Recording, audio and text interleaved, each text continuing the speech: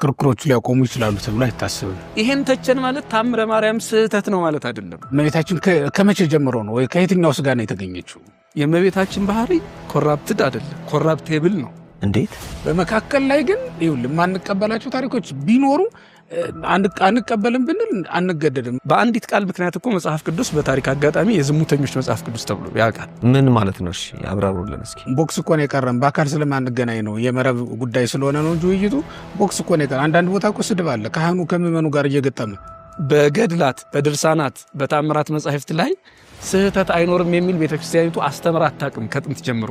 ሰው ሰባሪ በሆኑ ቃላት በሆነ መንገድ ስናርም እንታያለን። ይሄ እንደ መግፋት ሊያስቆጥርብን ስለሚችል ነው እንደዛም ብለው። ምሳሌ ስለ ቡና ክርክር፣ ስለ እመቤታችን ትንሣኤ እነሱ ነግረው ነው እንደኛ የተከራከር። ሚዲያ ላይ ተምሮ ሚዲያ ላይ የሚጠፋ ሰው አለ። እሱን ደግሞ መረሳት የሌለበት ጉዳይ ነው። እኛ ፊት ላይ አቅርበውት ይሄንን እንደዚህ ትቀበላላችሁ ሲሉ ምን አይነት ነው ምላሽ መስጠት ያለብን? አሁን ሙሉ በሙሉ ገድላት ለውይይት ወይም ደግሞ ለጉባኤ ላይ ለክርክር አይጠቅሙም። ሰላም ጤና ይስጥልኝ። በመላው ዓለም የምትገኙ ወደ ቀንዲል ሚዲያ ቤተሰቦቻችን እንደምን አላችሁ? ሰላም እግዚአብሔር ከሁላችንም ጋር ይሁን። ይህ ቀንዲል ሚዲያ ነው። መራግብራችንም ቀንዲል ፖድካስት ነው። ዛሬ ደግሞ ሁለት እንግዶችን ወደዚህ ይዤላችሁ ቀርብ ያለው ክቡር የኔታ ሊቀ ሊቃውንት ስምዐኮነ መላክ እና ክቡር የኔታ ሊቀ ሊቃውንት ስሙር አላምረውን ወደዚህ ጋብዘናል። እስከ መራግብሩ ፍጻሜ አብራችሁን ቆይታችሁ ከኛ ጋር ታደርጉ ዘንድ ግብዣዬን አቀርባለሁ። እንኳን ደህና መጣችሁልን። እንኳን ማጥያችሁ ፈቃደኛ ሆናችሁ ጊዜያችሁን ሰውታችሁ እዚህ መጣችሁ ልታስተምሩ ልትመክሩን ስለተገኛችሁ ከልብ አመሰግናለሁ። እግዚአብሔር ያክብርልኝ። ዛሬ እንግዲህ ተገናኘንበት ዋናው ሐሳብ ከቤተክርስቲያን መምህራን አንደበት ሊሰሙ የሚገቡ ሐሳቦች በማህበራዊ ሚዲያው እየተንቀሳቀሱ ስለሆነ እስቲ ቤተክርስቲያን ምን ትላለች፣ የቤተክርስቲያን ሊቃውንትስ ምን ይላሉ የሚለውን ነገር ለማንሳት ዛሬ እንግዲህ እናንተን ወደዚህ ጥሪ አድርገናል። የመጀመሪያው ጥያቄ የማደርገው ምንድነው ድንግል ማርያም አዳም ከወደቀ በኋላ የለበሰውን ስጋ ነው የለበሰችው የሚል ጥያቄ ነው። የእመቤታችን ጉዳይ አከራካሪ መሆኑ እንግዲህ ምናልባት በብሉይ ኪዳን ብዙ ከተመሰሉላት ምሳሌዎች አንዱ ሐውልተ ስምዘ ኢያሱ የሚለው ነው። የኢያሱ የምስክርነት ድንጋይ የሚለው ነው እና የኢያሱ የምስክርነት ድንጋይ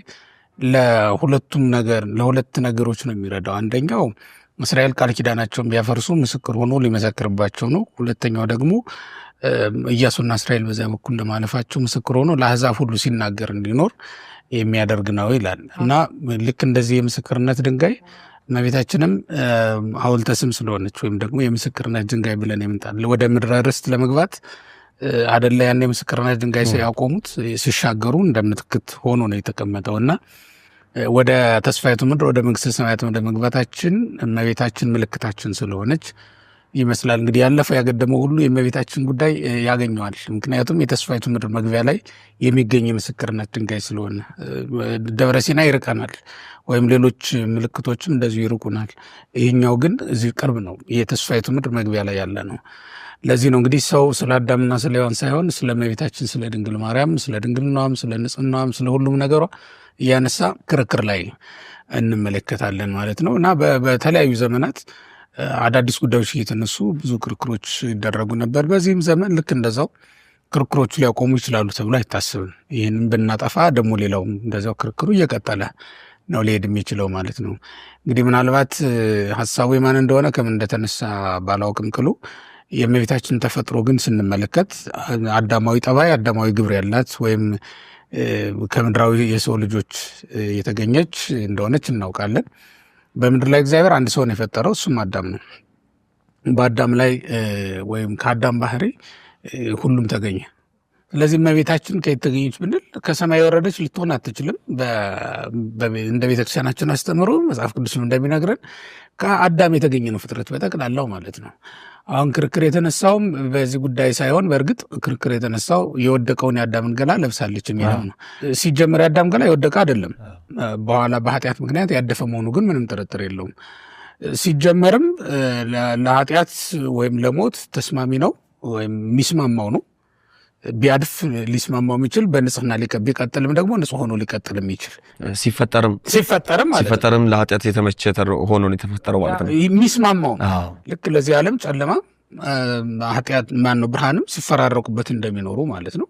ልክ እንደዛ ነው። በቃ የአዳም ገላ ወይም የአዳም ባህሪ ኃጢአት የሚስማማው ጽድቅ የሚስማማው እንደዛ ሆኖ ነው የተፈጠረው።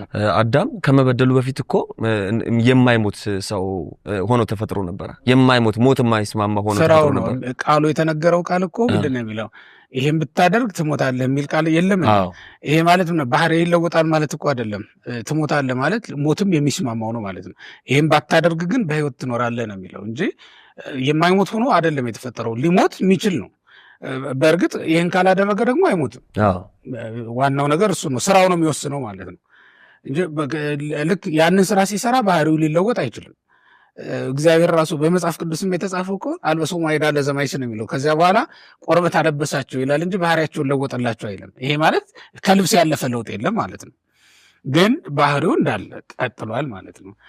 አሁን ወደ እመቤታችን ስንመጣ እመቤታችን ከመቼ ጀምሮ ነው ወይ ከየትኛው ስጋ ነው የተገኘችው? ከወደቀው ከዚያ ካደፈው ነው የተገኘችው የሚለውን ነገር ስናነሳ ባህሪው እሱ ነው። ምክንያቱም አዳም በኩር ያልሆነው ስጋ ስለማይገኝ ማለት ነው። ከእሱ ነው የተገኘችው። ነገር ግን ከመጀመሪያም ጀምሮ አዳም በበደለ ጊዜ ኃጢአት እንዳይደርስባት አድርጎ የጠበቃት ንጽሕት ደም ናት እመቤታችን ቅድስት ድንግል ማርያም ብለን ነው በቤተክርስቲያናችን የተማርነው የምናምነውም ማለት ነው። ይሄ በሔዋን ተፈጥሮ ብናየው በምሳሌ የተሻለ ይሆናል ብዬ አስባለሁ። ከአዳም ጎን አንዲት አጥንት ነሳ አይደለም የምንለው፣ ከእሷ ደግሞ ሌላውን ፍጥረት ብለን ነው የምናየው። ሔዋን ማለት እመሔዋን ማለት ነው አይደል? በግብር ለሔዋን አይስማማትም በመቅደም ካልሆነ በስተቀር እመሔዋን ወይም እሞሙ ለኩሎሙ ሔዋን መባል የሚገባት እመቤታችን ቅድስት ድንግል ማርያም እንደሆነች ሊቃውንት ይመሰክራሉ። ቅዱስ ኤፍሬም የሚለው እሞሙ ለኩሎ ሔዋን ብሎ እመቤታችን ሔዋን የሚለውን ቃል ትርጉም ለእመቤታችን ሰጥቶ ይናገረዋል ማለት። በዚህ ምክንያት እንደውም ቤተክርስቲያናችን ዳግሚት ሔዋን ብላም ትጠራታለች እና እመሔዋን መባል የሚገባት ቅድስት ድንግል ማርያም። ምክንያቱም ሕያው የሆነ አዳም ወይም ደግሞ አዲሱን አዳምን በማስገኘት ሕያዋን ፍጥረታት እንዲበዙ ያደረገች እመቤታችን ቅድስት ድንግል ማርያም ስለሆነች ነው። ከዛ በኋላ ከጎኑ ከተገኘ ማየገቦ እየፈለፈልን ወይም ደግሞ እየነቃን ሁላችንም እየተወለድን መብዛት ጀመርን ማለት ነው። እና የሔዋን ሀገርም ገነት መንግስተ ሰማያት ነው፣ ይህ ዓለም አይደለም። የሔዋን ልጆች የት ነው የኖሩት ስትል እዚህ ነው። የሔዋን ልጆች ምን አይነት ነበሩ ስትል ሞትን ያስተዋወቁ ናቸው በዓለም ላይ አይደል? የመጀመሪያ ሞትን እኮ የሰበኩት ወይም ያስተዋወቁን አዳም በጆሮ የሰማውን በዓይኑ እንዲያዩ ያደረጉት ልጆቿ ናቸው። ስለዚህ እመሔዋን መባል የሚገባት አይደለችም ነው። ይልቁንም ይሄ ለማን ይገባል? ለእመቤታችን ይገባል። ይህን ሁሉም ምልህ ለምን መሰለህ? ወደ ምን ልወስደ ነው? ከአዳም ጎን የተገኘችው ያች አጥንት ከበደል በፊት ከነበረው ስጋ ነው ወይስ በፊት ብትለኝ በፊት ነው። ከበደል በፊት በነበረው ነው። ስለዚህ ያች ከአዳም ጎን የተገኘችው ሔዋን ደግሞ እመቤታችን ድንግል ማርያም ናት። ለዚያውም ከሔዋን የምትበልጥ ሌላ ሔዋን። ከሔዋን የምትበልጥ ምልህ ለምን መሰለህ? ሔዋን በዮሐንስ አፈወርቅም እንዳስተማረው ከአዳም ጎን ተገኘች እንጂ ያለ ሴት አዳም እንዳስገኛት ሁሉ ያለ ወንድ ማስገኘት የቻለች ሴት አልነበረችም። ድንግል ማርያም ግን የሔዋን ዕዳ ጨምራ መክፈል የምትችል አይነት ሴት ናት፣ ሔዋን ናት ማለት ነው። ስለዚህ ከሔዋንም የምትበልጥ ሌላ ግርምት የሆነች ሔዋን ማናት ብትለኝ እመቤታችን ቅድስት ድንግል ማርያም ናት። ሆኖም ግን አሁን አዳም ተለውጦ እሷ ተገኘች ማለታችን ሳይሆን ከዚያን ጊዜ ጀምሮ በመንፈስ ቅዱስ ጥላ ስር ተጠብቃ ትኖር የነበረች ናት እመቤታችን ቅድስት ድንግል ማርያም። ከዚህም የተነሳ ምን እንላለን? ኃጢአቱ አላረፈባትም ባህሪውን እንጂ ኃጢአቱን አልወሰደችም ብለን እንናገራለን። ምን ማለት ነው? በሌላ አነጋገር ከርከቤዴን የምትባል እንቁ የምትወልድ ወፍ አለቻል። ከእንቁ ሳትወለድ እንቁ የምትወልድ ወይም ከእንቁ ሳትገኝ እንቁ የምታስገኝ ወፍ ናት። አዳም ልክ እንደዚያው ነው። ለራሱ ንጽህና ሳይኖረው ንጽሕት የሆነችን ገላ ወይም ደግሞ ንጽሕት የሆነች ባህሪ ያላትን እመቤታችን ቅድስት ድንግል ማርያምን ማስገኘት የቻለ ነው ብለን እናምናለን ማለት ነው። እሳቸውም ስለሚጨምሩበት እኔ አላስረዝም። በጣም መልካም። ያው እንደተባለው ነው፣ ምንም አዲስ ነገር የለውም። ባጭሩ ግን አዳም ከወደቀ በኋላ ያለው ነው፣ ሌላ ምንም ሊሆን አይችልም። ነገር ግን ያው እንደተባለው አዳም ከወደቀ በኋላ ቢሆንም ድንግል ማርያም የመጣችው የወደቀው ስጋ እሷ ውስጥ የለም። እንዴት? ምን ማለት ነው? ባርያቆስን ብንወስድ በቅዳሴው ሰው ገብረ ዘእምጥንተ ስጋሁ ለአዳም፣ ያን የለበሰውን ስጋ ከአዳም ከጥንቱ አደረገው ነው የሚለው። ምን ማለት ነው? ወድቋል አዳም። ከወደቀ በኋላ ግን የሚወለድባትን እናቱን አዳም ከመበደሉ አስቀድሞ የነበረውን ባህሪ እንድትይዝ አደረጋት ማለት ነው። ቅድም እንደተባለው ከበደለ ሰው ያልበደለ ሰው እንዴት እንደሚገኝ ድንቅ ነው። ምን ምሳሌ ሊመስል አሁን ምሳሌ አጣንልሽ ብለው ዝም ብለው በትንንሽ ምሳሌ የሚመስሏት ከዚህ የተነሳ ነው አባቶቻችን ከበደለ ሰው ያልበደለ ሰው የሚገኘው።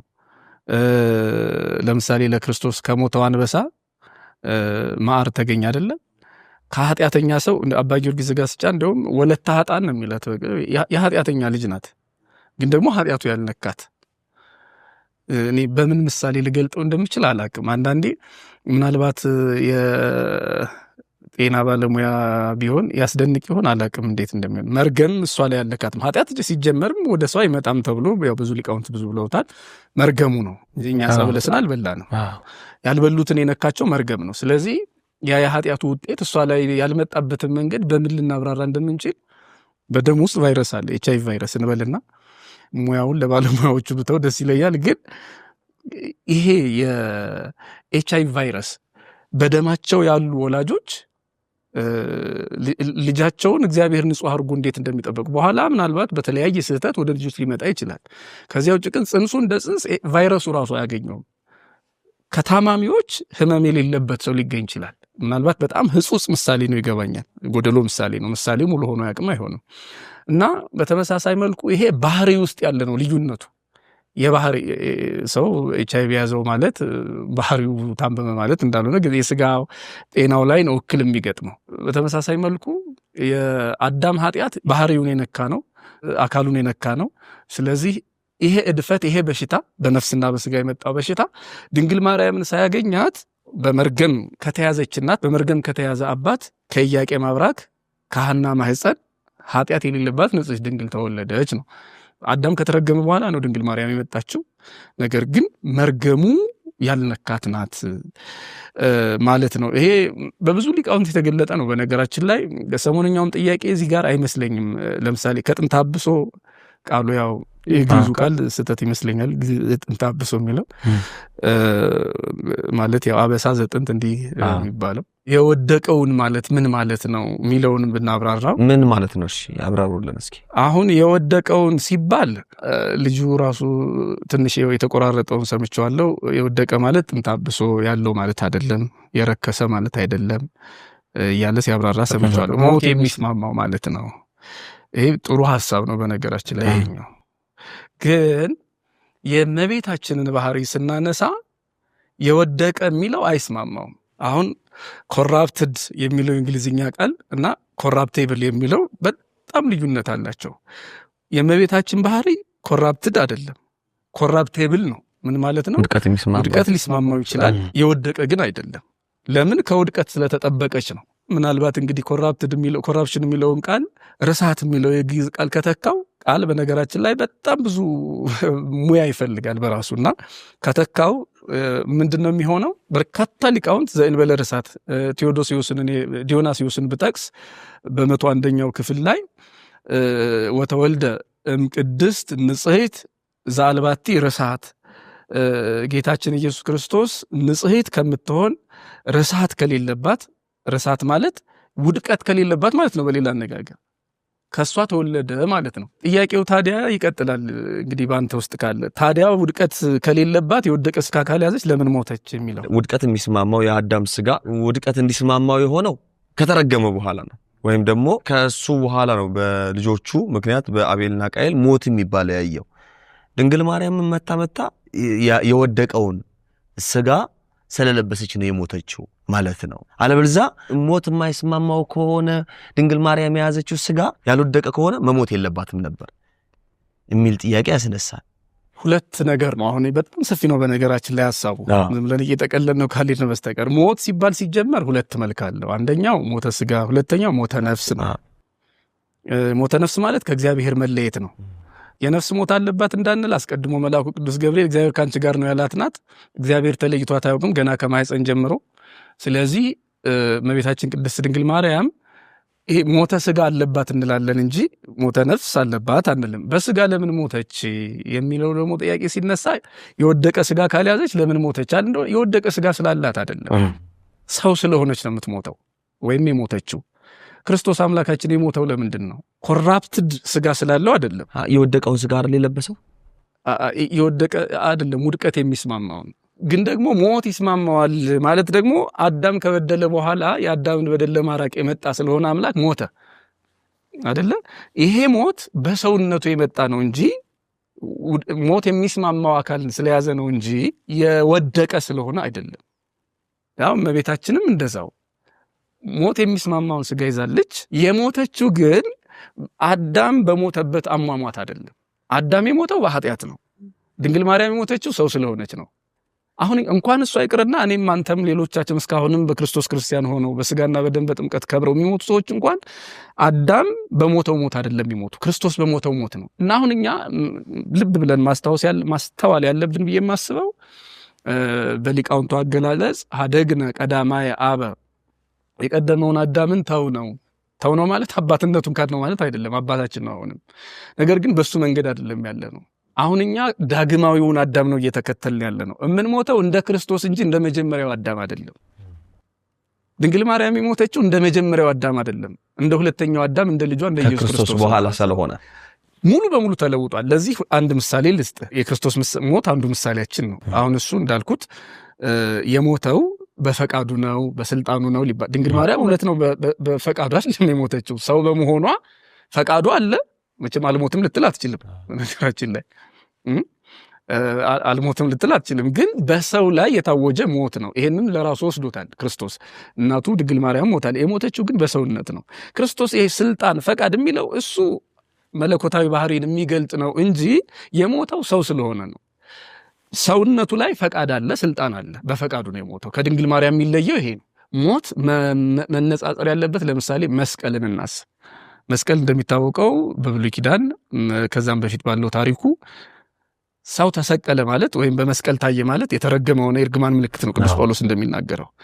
አሁን ክርስቶስ ከተሰቀለበት በኋላ መስቀል ምንድን ነው? መስቀልህን ስታይ የዳንክበትን ታሪክህን ነው የምታስታውስ እንጂ እርግማን አይደለም ትዝ የሚልህ። በተመሳሳይ መልኩ አሁን እኛ ሞትን ስናስበው ወደ አዲስ ዓለም መሸጋገሪያ መሆን እንጂ እንደ ብሉይ ኪዳኑ ፈርሶ በሱሶ መቅረት በአዳም በደል መያዝን አይደለም። ሞትህ እንደ ክርስቶስ ሳይሆን ትንሣኤህ እንደ ክርስቶስ አይሆን።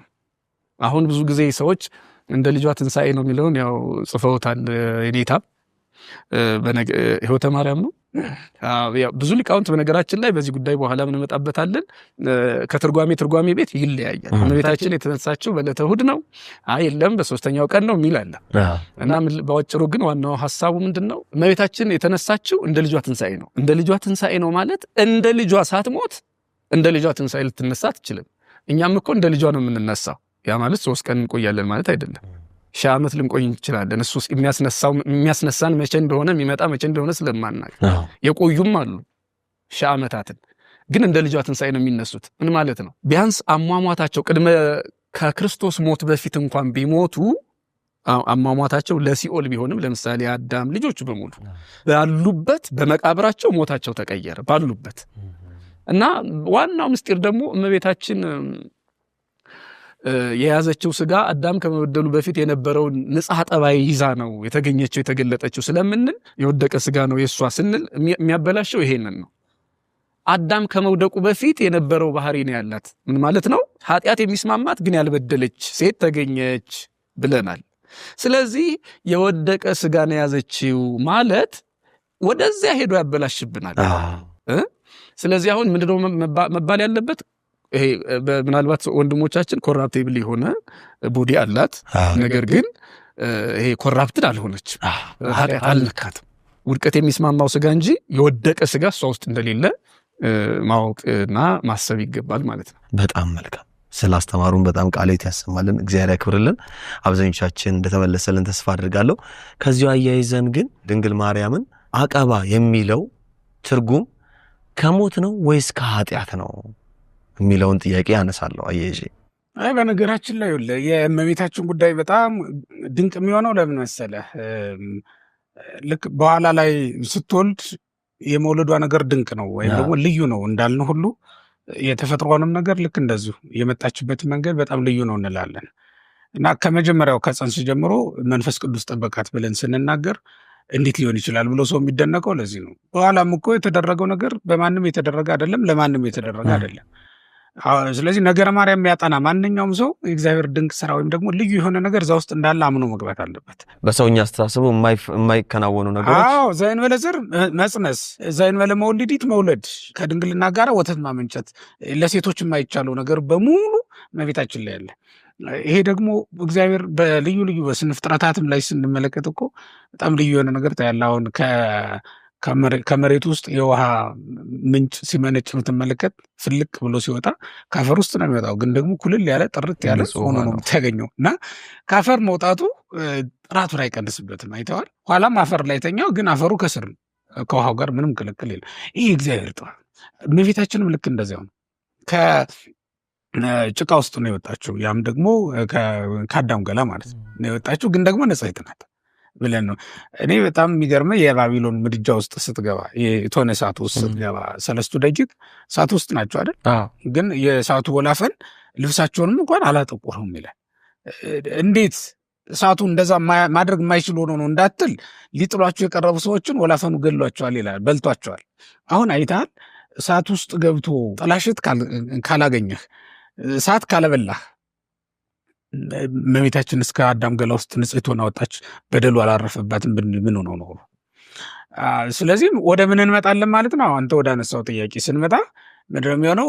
ከምን ጀምሮ ጠበቃት? ከማህፀን ጀምሮ ነው የጠበቃት። ከምን ጠበቃት? ከኃጢአት ነው። ምክንያቱም አሁን ላልካቸው ነገሮች ሙሉ እኮ ምንጩ ኃጢአት ነው።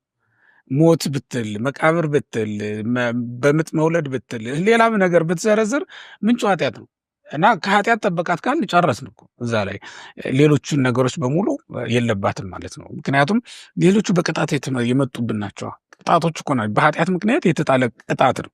ስለዚህ ክርስቶስ እንዳደረገ አድርጋለች። ሲጀመርም የአዲሱ ዓለም መገኛም ናትና እመቤታችን አዲስ ሰው ናት ብለን እናምናለን። ክርስቶስ ዓለምን አዲስ ካደረገው በኋላ ደግሞ የምንሞት ወይም ደግሞ በዚህ የምንያዝ ሁላችንም ያ ነገር ወይም በቅጣት ምክንያት የመጣው ሞት አለብን ብለን አናምንም ማለት ነው። ቀድሞ እኮ ሞት የሚናፈቅ አልነበረም አይደል? አሁን ግን የሚናፈቅ ሆኗል። ለምን? ሞት ሰናይ ሆኗል ማለት ነው። አሁን ሞት 2 አይነት ነው። ሞት ሰናይ፣ ሞት እኩይ እንለዋለን። ሊቃውንቱ ሞት ሰናይና ሞት እኩይ ያለ ብለው ነግረውናል። ሞት እኩይ ማለት የብሉይ ኪዳኑ ሞት ነው፣ ያለ ክርስቶስ በነበርንበት ዘመን። ሞት ሰናይ ማለት ደግሞ በሐዲስ ኪዳን ያለን ሰዎች የምንሞተው ሞት ነው። ይሄ ለአክሊለ ሕይወት የሚያበቃ ነው። የጽድቅ አክሊል ተዘጋጅቶልኛል ብለን እርግጠኞች ሆነን የምንሞትበት የምንወሰድበት ሞት ነው። ከዚህ የተነሳ እንደውም አረፈ እንላለን እንጂ ሞተ ብለን ማንናገረውም ለዚህ ነው ለማለት ነው። እኔ ታስሞር በዚህ የሚጨምሩት ሐሳብ በእርግማን ምክንያት ከመጡ ነገሮች በሙሉ እንደ እርግማን እሷ ላይ እንዳይደርሱ አርጎ ጠበቃት ነው። የኢትዮጵያ ኦርቶዶክስ ተዋሕዶ ቤተክርስቲያን ይህንን ነው የምታምነው። በነገራችን ላይ አንዳንድ በግል የተጻፉ መጻሕፍቶችን በማየት የኢትዮጵያ ኦርቶዶክስ ተዋሕዶ ቤተክርስቲያን እምነት አድርገው ሌሎቹ እንዳይወስዱት መጠንቀቅ ያስፈልጋል። ከዚህ በተለየ መንገድ አንጻሃ ብለው የሚያምኑ የጻፉ ሰዎች አሉ። ማለት አነጻት ቅዱስ ገብርኤል ሊያበስራት በመጣ ወይም ባበሰራት ጊዜ ከኃጢአት ንጽሕት አደረጋት አነጻት ብለው የሚያምኑ አሉ። አንጽሖ ሥጋሃ አደረ ላይ የሚልም ጥቅስ የሚሉ ጥቅሶችም እንሰማለን። እሱ እኛ አንጽሖንም ከዛው ከማህፀን ጀምሮ የምንተረጉመው ነው እንጂ ቅዱስ ገብርኤል ሲያበስራት አይደለም። ልናገረው የፈለግኩት የራሳቸውን መረዳት የጻፉ ሰዎች የኢትዮጵያ ኦርቶዶክስ ቤተክርስቲያን አለች ማለት አይደለም። ሰዎች በግል ብዙ ሊናገሩ ሊጽፉ ይችላሉ። የኢትዮጵያ ኦርቶዶክስ ቤተክርስቲያን የመጣችበት መሰረተ ትምህርቷ ግን እሱ አይደለም። በሌላ መልኩ በግብፅም ያሉ አንዳንድ አባቶችን በመጥቀስ እንደዛ የሚሉ አሉ። እኔ አሁን እንኳን የኢትዮጵያ ይቅርና የግብፅም ከማን ጀምሮ የሚለውን ማየት በጣም አስፈላጊ ነው። አሁን አቡነ ሽኖዳ ይህን ቢሉ የአቡነ ሽኖዳ ተጽዕኖ ሌሎች ጳጳሳትም ላይ አርፎ ይህንን ቢያምኑ ከየት አመጡት ብሎ ወደ መሰረቱ መሄድ ነው። አባቶቻችን ሐዋርያት አባቶቻችን ሐዋርያውያን አበው ምን አሉ፣ ምን አስተማሩ፣ ከዛ በኋላ የተነሱ ሊቃውንት ምን አሉ የሚለውን ማየት እንጂ አሁን ከዚህም በኋላ ሌሎች ብዙ ሰዎች ይጽፋሉ፣ ይናገራሉ። በጋራም ሆነው እንደ ግለሰብም ሊጽፉ ይችላሉ። እነሱ ያመጡትን ትምህርት እንደ ግል አድርጎ ምንድነው እንደ ተቋም ወይም እንደ አድርጎ ማየት አስፈላጊ አይደለም። እኔ አንድ ቃል ለመጨመር ቅዱስ ኤፍሬም እመቤታችንን በታቦት እየመሰለ አመስግኗታል እንደሚታወቀው። ቀጥሎ ግን ቅዱስ ጳውሎስ በዕብራውያን መልእክቱ ላይ ያለው ድንቅ ነገር ነው። ዕብራውያን ምዕራፍ 9 ቅዱስ ጳውሎስ ሲዘረዝር 7 ጀምሮ አካባቢ ይመስለኛል ቁጥሩን እንዳልሳሳት ምዕራፉ እርግጠኛ ነኝ 9 ላይ ቢመለከቱት በዚያኛው መቅደስ ታቦት ነበረ፣ የወርቅ ማዕጠንት ነበረ፣ የአሮን በትር ነበረች። ከቁጥር 1 ጀምሮ ነው ይሄ ነበረ እያለ መና ነበረ፣ መሶበ ወርቅ ነበረ እያለ ይዘረዝር። ታቦት ነበረች ይልና ቁጥር 10 ላይ ይህም ይመጣ ዘንድ ላለው ለአሁኑ ዘመን ምሳሌ ነው ይላል። ታቦት እመቤታችን ናት። በውስጡ ያለው ጽላት ደግሞ ኢየሱስ ክርስቶስ ነው። ብዙ ጊዜ በተለምዶ ያው ታቦቱንም ጽላቱ አንድ ላይ ብለን አንድ አድርገን እንናገራለን። እና ታቦትስ እንዴት ነበር የሚሰራው የሚለውን ለመናገር ፈልጌ ነው። ታቦት የሚሰራው ከማይነቅዝ እንጨት ነው አይደለ? ቃል በቃል ሙሴን እግዚአብሔር ያለው ከማይነቅዝ እንጨት፣ በእኛ አነጋገር በትርጓሜው ሸምሸር ሰጢር ይለዋል። የማይነቅዝ እንጨት ነው ዞሮ ዞሮ። እና ታቦቱ መንቀዝ የማይጀምረው እንጨቱ ማለት ነው። ይሄ ዛፉ መንቀዝ የማይጀምረው ወይም ደግሞ የማይነቅዝ የሚሆነው ለታቦት ተብሎ ከተቆረጠ በኋላ ነው እንዴ? ገና ሲበቅል ነው አይደል? ከእንጨት መርጦ ለታቦት የተባለው እና ታዲያ እንደዛ ነው። መጀመሪያም ንቅዘት የሌለበት በቃ የማይነቅዝ የማይበሰብስ የሚሆነው ለታቦት ተብሎ ሲዘጋጅ አይደለም፣ ቃል ሲጻፍበት አይደለም። ገና ሲበቅል የማይነቅዝ ነው። እመቤታችንን የመስሉበት ተለይቷል። የዛፉ አይነት ተለይቷል ማለት ነው። ተለይቷል። እና እመቤታችንን የሚመስሉበት ድንቅ ነው ያልኩት ለዚህ ነው። ይህ ለአሁኑ ዘመን ምሳሌ ነው የሚለው ታቦቱ የእመቤታችን ምሳሌ ከሆነ እንግዲህ ተመልከት። እመቤታችን ንጽህናዋ ክርስቶስ በማህፀኗ ሊያድር ገብርኤል ሲላክ አይደለም የሚጀምረው። ገና ከሐና ማህፀን ከኢያቄም ማብራክ ጀምሮ ንጽህት ናት። ወደ ኋላም ብትሄድ ከመጀመሪያው ቅድም እንደተባለው ንጽህት ሆና ነው የምትጠበቀው። ታቦቱ የማይነቅዝ የሚሆነው ጠንካራ የሚሆነው ለታቦትነት ሲቆረጥ አይደለም፣ ቃል ሲጻፍበት አይደለም፣ ከጥንት ጀምሮ ነው። እና እመቤታችን ምሳሌዎቿን በሙሉ ብናየው ሊቃውንት የመሰሉበት ነገር እጅግ ድንቅ ነው። እና ምንም እንኳን አሁን በዚህ ዘመን ያን ያህል አከራካሪ ባይሆንም ጉዳይ ማለት ወይ ዝም ብለዋል ይሄንን የሚሉ ሰዎች ወይ ደግሞ ገብቷቸዋል ማለት ነው እንጂ ይሄ አንጻሐ የሚለው ነገር በእኛ ቤተክርስቲያን የሚታወቅ አይደለም ማለት የሚታመን አይደለም ማለት ነው። አቀባ ግን ያው እንደተባለ ሰዎቹ ቢሉም ቤተክርስቲያኒቱ የምትለው አይደለም። ቤተክርስቲያኒቱ በፍጹም እንደዛ የምታምነው አይደለም። አቀባ መንፈስ ቅዱስም ከእናቷ ማህፀን ጀምሮ ጠበቃት የሚለውን ነው። ድንግል ማርያም አዳም ከመፈጠሩ በፊት በአምላክ ሕሊና ታስባ ትኖር ነበር የሚለውስ አስቀድሞ አዘጋጅቷት ነው? ከመሆኑ አስቀድሞ የሚሆነውን ነገር ያውቃል አይደል? ምንድነው እግዚአብሔር የእግዚአብሔር ባህሪ ነው ይሄ። እንደዛ የሚያውቅ ከሆነ የሚፈጥረው ሰው ምን እንደሚሆን ያውቃል። አዳምም እንደሚያነሳው ያውቃል ማለት ነው። አሁን አንተ ሐኪም ቤት ከመሄድ በፊት ሐኪሙ ያንተ በሽታ እንደሆነ አያውቅም። ለበሽታዎች ሁሉ ብዙ መድኃኒት ያውቃል። ከዚያ ይመረመረና ያንተ በሽታ ከሚያውቃቸው መድኃኒቶች መካከል አንዱ ሊያጠፋው የሚችል ሆኖ ሲገኝ ያችን መድኃኒት ስዶ ያመጣል አይደለ? አንተ ከመምጣት በፊት ያችን መድኃኒት ያውቃታል የሚባለው ያውቃታል። ግን አንተ ከመጣ በኋላ ለዚያ እንደተስማማ ያደርጋታል ማለት ነው። እግዚአብሔርም ለአዳም አስቀድሞ እመቤታችን ለመድኃኒትነት እንደሚጠቀማት ያውቃል ማለት ነው። ዓለም ሳይፈጠር በፊት በአምላክ ሕሊና ታስባ ትኖር ነበር የተባለችው ለዚህ ነው። ሁሌም ስትፍለቀለቅ ስትታስብ ትኖራለች። ከዛ በኋላ ከተነገረው በኋላማ አዳምም እኮ በልቡ ይዟት ኖራ ያስባት ነበር። ገና ግን በእግዚአብሔርም ዘንድ አስቀድማ ታውቃ ትኖር እንደነበረ ነው የሚያሳየው። ቀሌምንጦስ እንደውም ሶበሰ ይኮነት ዛቲ ቅድስት የሚፈጠርክቦ ለአዳም የሚለው የቅዱስ ጴጥሮስ ተማሪ እሷ ባትኖር አዳምንም ባልፈጠርኩት ይላል። ያ ማለት ቀድማ መታወቋ ይሄ ማለት አንዳንድ ሰው ደግሞ እንግዲህ ውስብስብ ነገር ሊያስብ ይችላል። የአዳምን መሳሳት ያውቅ ነበር፣ እየተሳሳተ ሊሳሳት እንደሚችል እያወቀ እንዴት ዝም አለው ምናምን ባጭሩ ሊባል የሚችለው እግዚአብሔር የነጻነት አምላክ ነው። የሚጎዳውንና የሚጠቅመውን አእምሮ ሰጥቶታል። አትብላ ብሎ በቃል ነግሮታል። ይህንን ጥሶ መሄድና ይህንን ቃል ማክበር የአዳም ድርሻ ነው እንጂ አዳም እንደሚወድቅ አውቆ እግዚአብሔር መድኃኒት ሰራ። የጤና ፖሊሲያችን እንግዲህ አሁን ባላቅም የቆየው ቅድመ መከላከል ይባላል አይደል? እንደዚያ ነው። እኔ እንደውም እኮ እውነት ለመናገር ወደ ጽድቅ ያደላ ይመስለኛል እግዚአብሔር። ማለቴ በብዙ ነገሮች ስታየው ወደ ጽድቅ እንድንሄድ በጣም እንትን ያለን አድልቶ የጠበቀን ነው የሚመስለው። ያ ማለት ለምን መሰለ እንደዚያ ምን አንደኛ በቃል ተናግሯል። ይህም ብትበላ የሞት ሞትን ትሞታለህ ብሎ ነግሮታል። ሁለተኛ ደግሞ አዋቂ የሆነ አእምሮ ሰጥቶታል። ሶስተኛ ደግሞ በመላእክት ያስጠብቀዋል። እንዲህ ያልክ ስትሄድ የሰው ልጅ ዛሬ ራሱ ማለት ዛሬ ስንመለከታውን ጠባቂ መልአክ አለህ፣ ጠባቂ ካህን አለህ፣ መምህራን አሉህ፣ ያስተምሩሃል፣ መጻሕፍት አሉ፣ ይመክሩሃል፣ ስነ ፍጥረት አለ። እንዲህ ያልክ ስትሄድ ወደ 7 የሚጠጉ አንተን ጠብቀው የሚይዙ ነገሮች አሉ። ከዚያ ወጣ አምልጠህ ብትሄድ ነው ምናልባት ኃጢአት ሊያገኝ የሚችለው ማለት ነው። በጣም መልካም። እዚህ ሐሳብ ላይ ምንድነው ክርስቶስ በፈቃዱ ሞቷል እንላለን። ድንግል ማርያምስ በፈቃዷ ነው የሞተችው? እመቤታችን ቅድስት ድንግል ማርያም ሰው ናት፣ እንደ ሰው ነው የሞተችው። አልሞትም አትልም እኮ ግን አልሞትም ብላለች። አልሞትም ብላ እንደተከራከረች መጻሕፍት ይናገራሉ። ኧረ ተወው፣ እሱ ሰዋዊ አገላለጾች አሉ። በነገራችን ላይ አሁን እመቤታችን እንዴት ሞትኩ እንዴ? ለእሷ ሞት ክብር እንደሆነ ከኛ በላይ እሷ ታውቃለች። ስለዚህ ድንግል ማርያም በፈቃዷ ሳይሆን ሰው ስለሆነች በፈቃድ የሚለው በነገራችን ላይ ኢየሱስ ክርስቶስማ የተወለደውን በፈቃዱ ነው። በፈቃዷ ነው እሷ ሰው የሆነችው አይደለች። ማንም በፈቃዱ ሰው የሆነ የለም ከሱ በስተቀር። እሱ ሰው የሆነበትም ዓላማ ልዩ ነው፣ የሞተበትም ዓላማ ልዩ ነው። ራሱን የቻለ መንገድ አለው። የሞተው ሞት በፈቃዱ ነው ስንል ልክ እንደ ልደቱ ምንም የተለየ ነገር አይሆንም። በፈቃድ መሞት የሱ ብቻ ነው። ለሞት የሚያበቃ ፍርድ አልተገኘበትም አይደል? የዛን ቀን ለምን መሰለ እንደዚያ ነው። ለቅጣት ተብሎ የሚሞት አልነበረም ማለት ነው ክርስቶስ። እንደውም ቅዱስ ጴጥሮስ ስለ ጻድቅ እንኳን የሚሞት በጭንቅ አንድ ይገኝ ይሆናል አይደለም የሚለው፣ ስለ ኃጥአን የሚሞት ግን አንድ እሱ፣ ስለ ሁላችን ስለ ኃጢአተኞች የሚሞት ግን አንድ እሱ እንደተገኘ ይነግረናል። የክርስቶስ ሞት እንግዳ ሞት የሚጀምረው ከክርስቶስ ነው። ከዛ በኋላ ሁላችንም እንሞታለን። በፈቃዳችን አይደለም።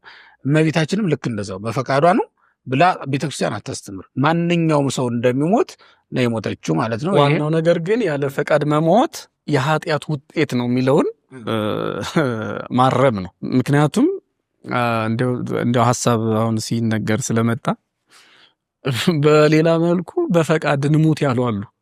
ለምሳሌ የካቲት 8 ላይ የምናየው ሞትን የተመኘ በፈቃድ ልሙት ያለ ሽማግሌው አረጋዊ ስምዖን ይዜስ ተስዕሮ ወይም ሰዓሮ ለገብርከ አሰናብተኝ ልሙት ማለት እኮ ቅዱስ ጳውሎስ ለሄድ ወደ ክርስቶስ እናፍቃለሁ ሞትን እኮ አሁን ከነዚህ እመቤታችን እንደው እነዚህ ሞት ገብቷቸው ሊሄድ ሲሉ እመቤታችን የማይገባት ይመስለናል። ነገር ግን ቅድም እንዳለው ከክርስቶስ አንጻር የሚመዛዘን አይደለም። እሱ ስልጣነ መለኮት ነው። እመቤታችንም ትሁን ሌሎቹ ቅዱሳን ደግሞ ምንም እንኳን በቅድስና የሷ የተለየ ቢሆንም ክብራቸው ይለያያል። ግን ሞትን አሜን ብሎ መቀበል ግን የሰዎች ፈቃድ ነው ማለት አይቃወሙም። ያ ማለት ከክርስቶስ ጋር የምናነጻጽረው አይደለም፣ ግልጽ መሆን ያለበት። ግን እንኳን እመቤታችን ሌሎችም ሞታቸውን አልተቃወሙም። ምናልባት ሞትን ተቃውማለች ከሚለው ከቅድሙ ሐሳብ ጋር እንድታስበው ብዬ አብሮ ሰው እንዲረዳው ብዬ ነው። ይሄን ለማለት ነው። በጣም መልካም። እዚህ ላይ ስንናገርኛ ሞታችንን አስቀረልን፣ ሞታችንን ሻረልን፣ ሞታችንን በሞቱ ሻረ ብለን እንናገራለን። የትኛውን ሞት ነው ያስቀረልን? እንደ ቀደመው ዘመን ዛሬ ላይ ቅዱስ ጴጥሮስ ቢነሳው መቃብሩን ያለው ባህቤ ነው መቃብሩን በእኛ ዘንድ አለ አይደል ያለ ስለ ዳዊት ሲናገር አልተነሳም። ሞትን ድል አድርጎ ይነሳ ዘንድ አልተቻለውም ማለት እኮ ነው። ተስፋ ትንሣኤም የለውም። ከክርስቶስ በኋላ ነው ተስፋ ትንሣኤም የሚኖረው። ስለዚህ ዛሬ የምንሞተው ተስፋ ትንሣኤ ይዘን ነው። ሞቶ ሙሰለ ጻድቃን ህይወቶ ሞቱ የምንለውም ለዛ ነው። የጻድቃን ሞት ህይወት ነው ብለን የምንናገረውም ለዛ ነው። ሞትስ ቢሆን ለኛ ጥቅም በመበስበስ ተዘርተን ባለመበስበስ እንነሳ ዘንድ፣ በአሮጌ ስጋ ተዘርተን በሐዲስ ስጋ እንነሳ ዘንድ ስለምንፈልግ ናፍቀን የምንሞተው። እንደውም ስንነሳ እኮ ምንድነው 30 ዓመትና የ15 ዓመት ብለን አይደል በሴትና በወንድ የምንናገረው። አይነ ስውር የነበረው አይናማ ሆኖ፣ አንካሳ የነበረው ደህና ሆኖ፣ እንደሸት ተፈልፍለው እንደ ዘንግ ተመልምለው ጻድቃን ይነሳሉ ብለን ነው የምናገረው። እና ምንድነው የቀረልን ካልን የቅጣት ሞት ቀርቶልናል። ከዛ ደግሞ ገሃነም የምታወርደዋ ሞተ ነፍስ የምትባለዋ ደግሞ ቀርታልናለች። ከመቼ ጀምሮ? ጌታ ነፍሱን ከስጋው ሲለይ አባ አማሐጽን ነፍሴ ውስጥ ሄደከ ነፍሴን በእጅ አደራ ሰጣለሁ ብሎ ከተናገረባት ጊዜ ጀምሮ ጻድቃን በቅጣት ወይም ወደ ዘላለም እሳት ሊላኩ አይችሉም ማለት ነው። በዛ መንገድ ነው ያው ሰው የሚሳሳተው። ግን ያው መነሻውን በማየት ነው መድረሻውን ባለማየት። መነሻው የአዳም ኃጢአት አይደለም ሞትን ትሞታለህ የሚለው። አዳም ኃጢአት ሰራ፣ ሞት በኃጢአት ምክንያት መጣ። በኃጢአት ምክንያት ከመጣ በኋላ በኃጢአት አስቀጠሉት። ችግሩ የሚፈጠረው ይሄ ነው። ክርስቶስ ላይ ያ የኃጢአት ሞት እንደቀረ ወይም ደግሞ መቀረ ማለት ሞቱ አልቀረም፣ አሟሟቱ ግን ተቀየረ ማለት ነው። በሌላ አነጋገር ይህች ጽዋ ከኔ ትለፍ አለ እኮ በቃ ያችኛዋ ሞት ቀረች። ይህች ጽዋ ከኔ ትለፍ ማለት ወይም ደግሞ ሊቃውንቱ በኔ ትለፍ ይሉታል ሊቃውንቱ። በኔ ትለፍ ማለት ይሄ ፈርሶ በስብሶ መቅረቱ፣ በቁራኛ መሞቱ፣ በቅጣት መሞቱ። አሁን ክርስቶስ ይሙት ይሙት ብሎ ሰዎች ፈረዱበት፣ አጋንንት የፈረዱበት፣ በአዳም የፈረዱበት የኃጢአት ሞት ቀረ። አሁን በክርስቶስ በኩል ያለፈልን ጽዋ አለ። ያመራራው ጽዋ አልፏል፣ ያመራራው ሞት አልፏል። እና መነሻውን አይተው ሰዎቹ ዛሬም ድረስ የምንሞተው ቅጣት ስለነበረ ነው። የአዳም ልጆች ያ የወደቀው የአዳም አይደለም፣ እንደ አዳም አንሞትም። ቅድም እንዳልኩት የምንሞተው በቃ እንደ ክርስቶስ ነው። ስለዚህ መነሻውን አይተው መድረሻውን እንዳይረሱት ነው። ስለዚህ ሁላችንም የምንሞተው ክርስቶሳዊ ሞት ነው። ያመኑት የተጠመቁት ማለት ነው። እዚጋ ልዩነት አለው። ወዶ በፈቃዱ የሚሄደው ደግሞ በኃጢአት ሞት ሊሞት ይችላል። ቅዱስ ጳውሎስስ በክርስቶስ የሚሞቱ አይደለም ይለው? አዎ በክርስቶስ የሚሞቱት ናቸው የክርስቶስን ሞት እንጂ ዝም ብሎ ሞት ቀረ ልንለው አንችልም። ሰው በራሱ ኃጢአት ወደሚሄድበት ሊሄድ ይችላል። በሞትም ቢሆን እንደው በህይወትም ቢሆን ማንም በክርስቶስ ምን አወረሰን ነው? አሁን አዳም ምን አወረሰን ብትል እኮ ቅዱስ ጳውሎስን አዳም ምን አወረሰን ብትለው ሞት ይላል። በከመ በየጋያዱ ተኮነነ ኩሉ። አሁን ይሄ ሮሜ 5 ላይ ያለው ከቁጥር 10 ጀምሮ በተለይ ምን አወረሰ ብትለው ሞትን አወረሰ። ክርስቶስስ ምን አወረሰ ብለህ ደግሞ ምን አወረሰን ብለህ ብትጠይቀው ጳውሎስን ህይወትን አወረሰን ነው የሚለው። ይሄ ማለት ምን ማለት ነው? ሞት ህይወት ሆኗል ይለውን ነው የሚያሳይ። መረሳት የለበትም እነዚህ ሁለቱ ንጽጽሮች። በተለይ ሮሜ 5 ላይ በአንዱ ሞት በአንዱ አዳም ሞት በሁላችንም ላይ መጣ፣ ነገሰ። ክርስቶስስ አዳም ያመጣውን ሞት መለሰው፣ ህይወት አደረገው። ስለዚህ ለምን አዳም ላይ ተለጥፈን እንቀራለን? ወደ አዲሱ አዳም መምጣት አለብን። ለዚህ የአዳም ቅጣት አይደለም እኛን እየገደልን ያለው ሰውነት ነው። ወደ አዲስ አሁን እመቤታችንን ፈለሰትም ዘይበል ያበይ ይበል የሚላት ለዚያ ነው። ከሚያረጀው ወይም ካረጀው ኃላፊ ጠፊ ከሆነው ዓለም ወደማያልፈው ሄደች ነውና መሸጋገሪያችን ነው ለማለት። በዚህ አያይዘን መርገማችን ቀርቷል ብለን የምንናገር ከሆነ ለምንድነው ታዲያ ከመበደሉ በፊት የነበረውን የአዳም ሕይወት ለምን አልተሰጠንም? በገነት መኖርን፣ የጸጋ ልብስን ለብሰን መኖርን፣ እነዚህ ነገሮች በክርስቶስ ለምን ይሄ ወደዛ አልተሰጠንም? የኛ መኖራችን ለምን ገነት ሳልሆነም? አንተ በቃ የጓሮ አትክልት ያለበት ቦታ መኖር ነው የፈለገ። ሽንኩርት መሸመት ሲሆነች አሁን ይሄ እኮ እውነት ለመናገር በዛ ፋንታ የተተኩልንን ነው የምናየው እኛ። በዕፀ ሕይወት ፋንታ ስጋው ደግሞ ተተክቶልናል። በገነት ፋንታ ክርስቶስ ተተክቶልናል፣ ወይም ድንግል ማርያም አለበለዚያም ቤተክርስቲያን ተሰጥተውናል ብለን እናምናለን። ከጎኑ የሚፈሰውን ደም እየጠጣን ከጎኑ በፈሰሰው ውሃም እየታጠብን ንጹህ እየሆን እንኖራለን። ባጭሩ ምንድን ነው? በልክ እንደ አራቱ አፍላጋት አራቱ ወንጌላውያን ተሰጥተውናል አሁን እና ገነት ውስጥ ካለው ነገር ምንም አልቀረብንም። የጎደለብን ነገር የለም። ለምን? አራቱ አፍላጋት ቅዱሳት ማቴዎስ፣ ማርቆስ፣ ሉቃስ፣ ዮሐንስ ናቸው ብለን ካመን ዕፀ ሕይወት ደግሞ ክርስቶስ ነው። አራቱ አፍላጋት የሚመነጩት ከዕፀ ሕይወት ስራ አይደል? ከክርስቶስ ነው። እነዚህ ደግሞ መጻሕፍቱ የተገኙት ወይም ደግሞ ሕገ ወንጌል ራሷ የተሰራችው ከክርስቶስ ነው ብለን እናምናለን። ከዚያ ደግሞ የሕይወት ዛፍ ክርስቶስ እሱ ራሱ ምግብ ሆኖ ተሰጥቶናል። እንዲያውም የተሻለውን ዕፀ ሕይወት የሕይወት ዛፍ አሁን አግኝተነዋል ብለን እናምናለን። ለምን? በገነት ያለችው የሕይወት ዛፍ መለኮት የተዋህዳት አይደለችም አይደል? የተፈጥሮ ናት፣ የዕለተ ሰሉስ ፍጥረት ናት፣ አዲስ አይደለችም። ይሄኛው ግን ልዩ ነው። እርግጥ ነው በዕለተ ሰሉስ ነው የተወለደው። ይሄም ክርስቶስ የተወለደው በዕለተ ሰሉስ ስለሆነ በዕለተ ሰሉስ የተወለደው ክርስቶስን ስንበላው መለኮት የተዋህደውን ስጋና ደም ነው የምንበላው እና ክብሩ እንደውም አደግ ያለ የተለየ ልዩ ክብርና ልዩ ጸጋ ያለውን ክርስቶስን አግኝተናል ነው። በመንፈሳዊ ዓይን ስናየው ነው ግን ይሄ እንጂ በሌላው መንገድ ስንመለከተው አዳም ከነበረበት ከቀደሙ ቦታ ፈቀቅ አላደረገንም። ምክንያቱም የክርስቶስም ዓላማው ይህንን መለወጥ አልነበረም፣ ሕይወታችንን መለወጥ ነው እንጂ ኑሯችንን ቦታ መቀየር አልነበረም። ግን ነግሮናል። እመጽእካይ ወእመጽአክሙ፣ ዳግመኛ መጥቼ እወስዳችኋለሁ፣ አህውር ከማስተዳሉ ለክሙ መካነ ምዕራፍ ነው የሚለው። ይሄ ቦታ ላዘጋጅላችሁ እሄዳለሁ ብሎ ግን ነግሮናል። ከዚህ የተነሳ በቅዱስ ወንጌል በተገባው ቃል ኪዳን መሰረት መጥቶ እንደሚወስደን እናውቃለን። ኋላም ሐዋርያት ከሰማይ ስትወርድ ተዘጋጅታ ያዩት ደግሞ ሌላ ዓለም አለች፣ አዲስ ሰማይና አዲስ ምድር። እንዲያውም አዳም ራሱ እዛ ውስጥ የኖረ አይመስለኝም። እዛ አይደለም የኖረው። አዲስ ሰማይ አዲስ ምድር እንደገና ለእኛ የሚሰጥ ይመጣል ብለን እናምናለን። እሱ ደግሞ አሁን በገባነው የእምነት ቃል ኪዳን መሰረት የሚሰጠን ስለሆነ አሁን ራሱ ገብተናል ብለን እናምናለን። ለምን? በክርስቶስ ያመነ ስለሆነ ማለት ነው። ያ እንዲሰጠን አሁን መያዣውን ስለተቀበልን ነው። ቀጥሮናል፣ ይመጣል። የሰርግ ቀን አለ፣ የዛ ቀን እንዋሃዳለን ብለን እናምናለን። እስከዚያ ቀን ድረስ በዚህ ባለንበት ስፍራ እንቆያለን። የምንቆየው ግን እንዳልታጨች ወይም ተስፋ እንደሌላት እንግዲህ ተመልከት። እናቷ ቤት ያለች ያልታጨች ሴትና እናቷ ቤት ሆና ግን ታጭታ ሙሽራዋ የምትጠብቅ ሴት ልዩነት የላቸው? ልዩነት አላቸው። ማጫ ተቀብላለች፣ መያዣውን ይዛ አረጋግጣለች። ስለዚህ ሙሽራዋ ይመጣል ማለት ነው። ይቺን ሀገር ገና አልታጨችም፣ ለመታጨት ነው እያሰበች ያለችው። መያዣም የላትም።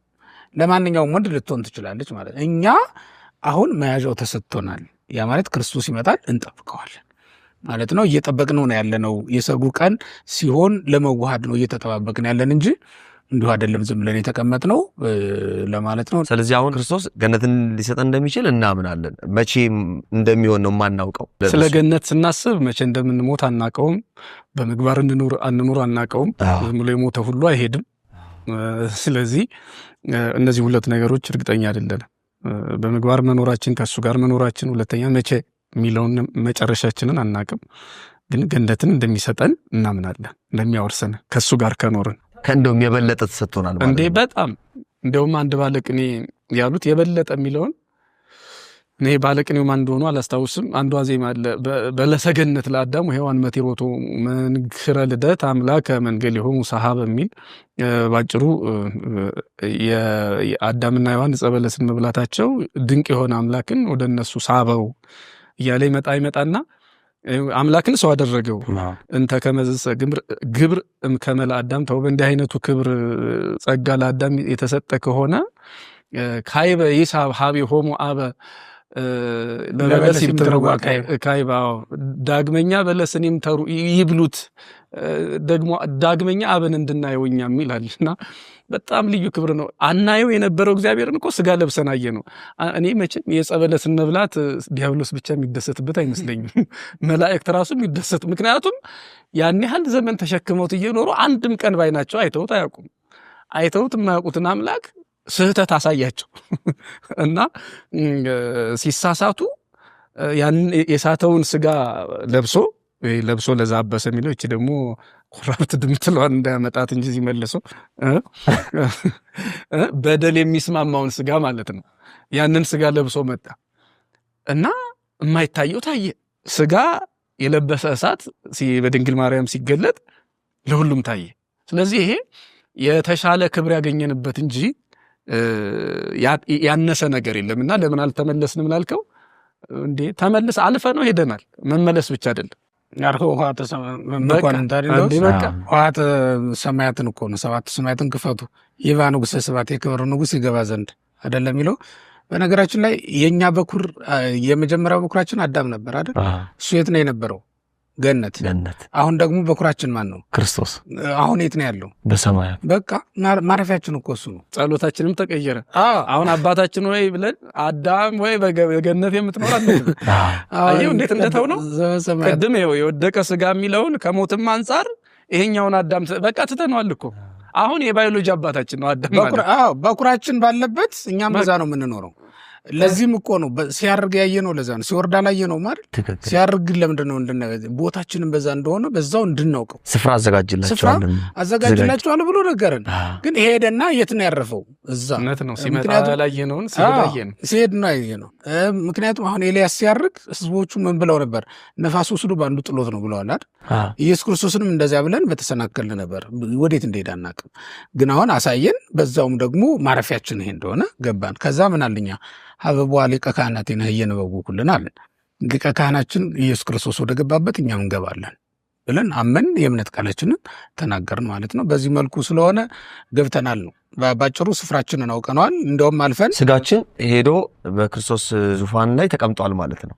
አንዱ እሱ ነው ስጋችን እኛም መለኮት የተዋሃደው ስጋ ማለት ነው። እኛም እዛው ነው ማለት ከዛ እኛም ደግሞ ያ ስጋ እዛ ስላለ ወደሱ ነው ደርሰናል ማለት ነው። እንዲያውም የዛሬው ቀለም ዘወረደ ቄርሎስ ሲተረጉመው ክርስቶስ ለምን ወረደ ትለኝ እንደሆነ ወረደ ከመ ያርገነ ለነ ሀበ ሀገሩ አርያማዊ ሀበ ሀሎ ወላዲሁ አባቱ ወዳለበት ወደ አርያም ወደ ሰማይ ይወስደን ዘንድ እሱ ወረደ፣ እሱ መጣ ነው የሚለው። ሊወስደን ነው የመጣ ማለት ይወስዶናል። ለዚህ ነው አባታችን ሆይ በሰማያት የምትኖር የምንለው። በሰማይ ያለ አባት አለ፣ ልጆቹም የአባታችንን ርስት እንወርሳለን። ስለዚህ እንደወጣን አልቀረንም፣ ገብተናል። አለማመን ሊያስቀረን ይችላል። ያመኑት በክርስቶስ ሥጋና ደም የከበሩት እግዚአብሔርን አባታችን ያሉት ግን ይሄዳሉ። በጣም ጥሩ እውነት ቃልዎት ያሰማልን። እጅግ በጣም ጥሩ አድርጋችሁ አስተምራችሁናል። ሌላው ደግሞ ከድንግል ማርያም ሐሳብ ትንሽ ወጣ ስንል አንድ ክርስቲያን በገድላትና ድርሳናት ላይ የሚገኙ ታሪኮችን መቀበል ግዴታው ነው ወይስ ውዴታው ነው? በፈቃዱ ነው ወይስ አይደለም የሚለው ነው። ሁለተኛው ደግሞ ክርስትናን የሚቀበሉ ወንድሞች እህቶች ገድላትና ድርሳናትን መቀበል ግዴታቸው ነው የሚለውን ጥያቄ ሁለት ጥያቄ አነሳለሁ። በዚሁ አያይዛችሁ ምናልባት ልታነሱት ከተቻለ ምንድነው መሰለህ አሁን ገድላት ድርሳናትን ስንመለከት መቼም አንዲት ቤተክርስቲያን የራሷ የሆነ አስተምሮ አላት አይደል? መጀመሪያ አንድ አማኝ ሲመጣ እንዲበል ብላ የምትለው አንተ ግዴታ የምትቀበላቸው ነገሮች መጀመሪያ ላይ የተጠመቅከን የተጠየቃቸው የመለስካቸው ናቸው። አምን በአብ አምን በወልድ አምን በመንፈስ ቅዱስ ትላለህ። ከሰማይ ሰማያት በወረደው ከድንግል ማርያም በተወለደው ከለኔ ሲል ወደ ሞት ወደ መቃብር ተላልፎ የተሰጠው በክርስቶስም አምናለሁ ትላለህ አይደል? ይህም የምትጠመቅበት ገንዳ የክርስቶስ ከጎኑ የፈሰሰ ውሃ የተጠራቀመበት ገንዳ ነው። ወደዚያ በገባህ ጊዜ ከክርስቶስ ከጎኑ በፈሰሰ ውሃ ትታጠባለህ፣ ትወለዳለህ። ይህን ታምናለህ። ከዛም ደግሞ ከዛ ወጥተህ እንደገና የምትመገበው ምግብ እሱም ቅዱስ ቁርባን ነው፣ ፍጹም የጌታ ሥጋና ደም ነው ብለህ እንድታምን ትጠየቃለህ። እንዲህ አይነት ምስጢራት አሉ። ከዛ በኋላ እየተማርክ ስትሄድ ወይም እየኖርክ ስትሄድ ግን ቤተሰብ ስትሆን የምትማራቸው ደግሞ ትምህርቶች አሉ። እሱም ገድል ነው። ገድላትን የምትማርበት ወይም ቤተክርስቲያን ራሷ የምትጽፍበት ዋና ዓላማ የክርስቶስ ሕይወት በቅዱሳን ላይ እንዴት እንደተገለጠ ለማሳየት ነው። አሁን እውነት ለመናገር ምንድነው የፀሐይ ብርሃን መሬት ላይ ያርፋላል። ሙቀቷም እንደዛው መሬት ላይ ባረፈ ጊዜ ምድሩ ይሞቅና ምን ይሆናል ማለት ነው? ሙቀቱ ወደ ምድሪቱን እንድትሞቅ ሊያደርጋት ይችላል። አለበለዚያ ደግሞ አየሩ ብቻ እንዲህ አይነት ነገሮች እንዳሉ ሁሉ እያንዳንዱ ነገር የፀሐይን ሙቀት የፀሐይን ብርሃን ተቀብሎ ሙቀቱን ብርሃኑን በሚያስተጋባበት ጊዜ ምድር ምን ትሆናለች ማለት ነው? ከፀሐዩ የተነሳ ብርሃን ሙቀት ያላት ልትሆን ትችላለች። የቅዱሳንም ገድል ልክ እንደዛ የክርስቶስ ብርሃን አርፎባቸዋልና የክርስቶስ ኃይል በእነሱ ላይ ተገልጧልና ገድላቸው ላይ የምትመለከተው የክርስቶስ የዕለት ዓርብ ስራው ሆኖ ታገኘዋለህ። እንደውም ገድላትን ከልደት ጀምረን መንጽፈው ለምን መሰለህ? ወንጌልም ሲጻፍ ከልደተ ክርስቶስ አድሜ ጀምሮ የወንጌል አይነት ዘውግ ነው ያላቸው፣ እንደ አጻጻፍ ነው ያላቸው ማለት ነው። በመካከል ላይ ግን ይኸውልህ የማንቀበላቸው ታሪኮች ቢኖሩ አንቀበልም ብንል አንገደድም። ምክንያቱም ከወንጌል አንጻር ከቅዱሳን ባህሪ አንጻር የማይስማሙ ታሪኮች ሊኖሩ ይችላሉ። አንቀበልም የምንልበት ጊዜ ላይ ግን የቤተክርስቲያን ስልጣኑ የቤተክርስቲያን ምናልባት ከዚያ አንድ ገጽ ከገድሉ መካከል ወይ አንድ ገጽ አይደለም አንድ ቃል ነቅለ ለማውጣት ስልጣኑ የቤተክርስቲያን ነው፣ መብቱ የሷ ስለሆነ ማለት ነው። አሁን ላይ ባለው እኔ እውነት ለመናገር ስልጣኑ የቤተክርስቲያን ብቻ ነው ብዬ ለማመን ይከብደኛል። ምክንያቱም ያሳትመው ልዩ አካል ነው። በማዕከል ደረጃም የተጠኑ አይደሉም፣ የታወቁ አይደሉም ገድላትና ድርሳናት የሚባሉት። በማዕከል ደረጃ ማለት በሲኖዶስ መዋቅራዊ በሆነ ደረጃ የኢትዮጵያ ቤተክርስቲያን ስንት ገድላለኝ፣ ይህን ያህል ገድላለኝ፣ ይህን ያህል ድርሳን አለኝ ብላ በቁጥር ለክታ ያሳወቀችን አይደለችም። በየአካባቢው እንደውም በስንክሳርም የማይታወቁ ወይም ማዕከላዊ በሆነ ደረጃ ጽላት ተቀርጾላቸውም ደግሞ አንዳንድ ቦታ ላይ ብቻ በተጋደሉበት ስፍራ ላይ ብቻ ገድልም ታቦትም ያላቸው ቅዱሳን ሊኖሩ ይችላሉ። ከዚያ ውጭ የማይታወቁ ቅዱሳን እንዳሉን ምንም ጥርጥር የለውም፣ ይኖራል። እንደዛ በሆነበት ሁኔታ ላይ አሁን በተለይ የህትመት ላይ የደረሱ ገድላትን ማንም ስለሚያሳትማቸው የብራናም ላይ ያሉ ቢሆኑ ግልበጣው ላይ የተለያየ ሰው ነው አይደል የሚገለብጠው። ከአንዱ ወደ አንዱ ከመጀመሪያው ብራና ወደ ሌላው ሲገለበጥ የተለያየ ሰው ነው የሚያገለባብጠው። ሲገለብጥ ምናልባት ጸሐፊ ያስገባው ነገር ቢኖር ተብሎ ይጠናል። እኛ በትርጓሜ ግድፈተ ጸሐፊ የምንለዋለን። እንዲህ ባለ በቀና ነበር ግድፈተ ጸሐፊ ነው ወይም ደግሞ ልማደ መጽሐፍ ነው ብለን ታዝበን የምናልፈዋል። የትርጓሜ ቤት ቋንቋ ነው፣ ትዝብት ነው። ሊቃውንቱ ታዝበውት ሳይነቁ እንዲሁ ነቀፋቸውን እንዲሁ ለስለስ ባለ ቋንቋ ገልጸውት የሚያልፉት ማለት። ገድላትም ላይ እንደዛ ሊያጋጥም ይችላል። የምንቀበልበት መንገድ ራሱን የቻለ ይኖራል። አንቀበልም ስንል አደባባይ ላይ ወጥተን ይሄ ገድል ተሳስቷል ማለት ግን እሱ የእኛ መብት አይደለም፣ ለቤተክርስቲያኒቱ ነው ስልጣኑን የምንሰጠው። ግን እዚህ ጋር ላቆርጡትና ሁኔታ ይህንን ነገር መናፍቃን አምጥተው እኛ ፊት ላይ አቀረባውት ይሄንን እንደዚህ ተቀበላላችሁ ሲሉ ምን አይነት ነው ምላሽ መስጠት ያለበት? ቢሆን ደስ የሚለኝንና መሆን አለበት በየማምነውን ስናግረህ ጥያቄው ለቤተክርስቲያኒቱ ቢቀርብላት ከዚያ ስልጣን ያለው አካል እንዲህ ብላችሁ አስተምሩ ቢለን ደስ ይለኛል። ለምን አንድ አይነት ቋንቋም እንዲኖረን እንጂ እኔ እኮ ከሆነ ወንጌል ጋራ በሆነ ነገር አዛምጄ ሊተረጉመው ይችላል። ግን ደግሞ የሆነ አካል ደግሞ ይሄማ ልክ አይደለም፣ ያንተም አረዳድ ወይም ያንተም አተረጓጉም ልክ አይደለም፣ የዚህም ላይ የተቀመጠው ነገር ተነቅሎ ነው መውጣት ያለው ሊል ይችላል። ጥያቄው ከማንም ይምጣ ከማን ለልጆቿ መሰናከል ወይም እንቅፋት የሚሆን ከሆነ በለስላሳው ዳቦ ውስጥ የተቀበረ የማይቆረጠም ጠጠር ነው ብላ ካመነች ጠጠሩን አውጥቶ ለመጣል መዘግየት የለባትም። ምክንያቱም የሚጎዳው የልጆቿን ጥርስ ስለሆነ ማለት ነው። ስለዚህ በፍጥነት ቶሎ መልስ የመስጠት ልምዳችንን ነው ማዳበር ያለብን።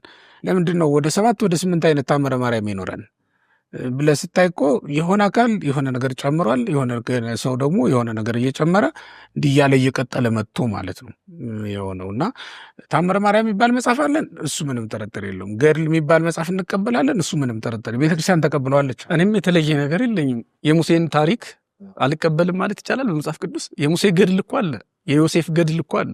ገድል ተጋድሎ እኮ ህይወታቸው የግድ ገድል ተብሎ ስላልተጻፈ በታሪክ ደረጃ የተጻፈ የቅዱሳን ታሪክ እነዚህ የሰፈሩት በመጽሐፍ ቅዱስ ነው እኮ በመጽሐፍ ቅዱስ። እነዚህ ደግሞ ከመጽሐፍ ቅዱስ የተቃረነ ገድል ታሪክ አይኖራቸው። አንዳንድ ጊዜ እኮ የተቃረነ ታሪክ ቢኖር መቀበል ግዴታ ነው። ከነገረ ድህነት ከመሰረታዊ ቤተክርስቲያን ትምህርት ጋራ ማይሄድ ሲገኝ እመጣበታለሁ፣ እሱን እመጣበታለሁ።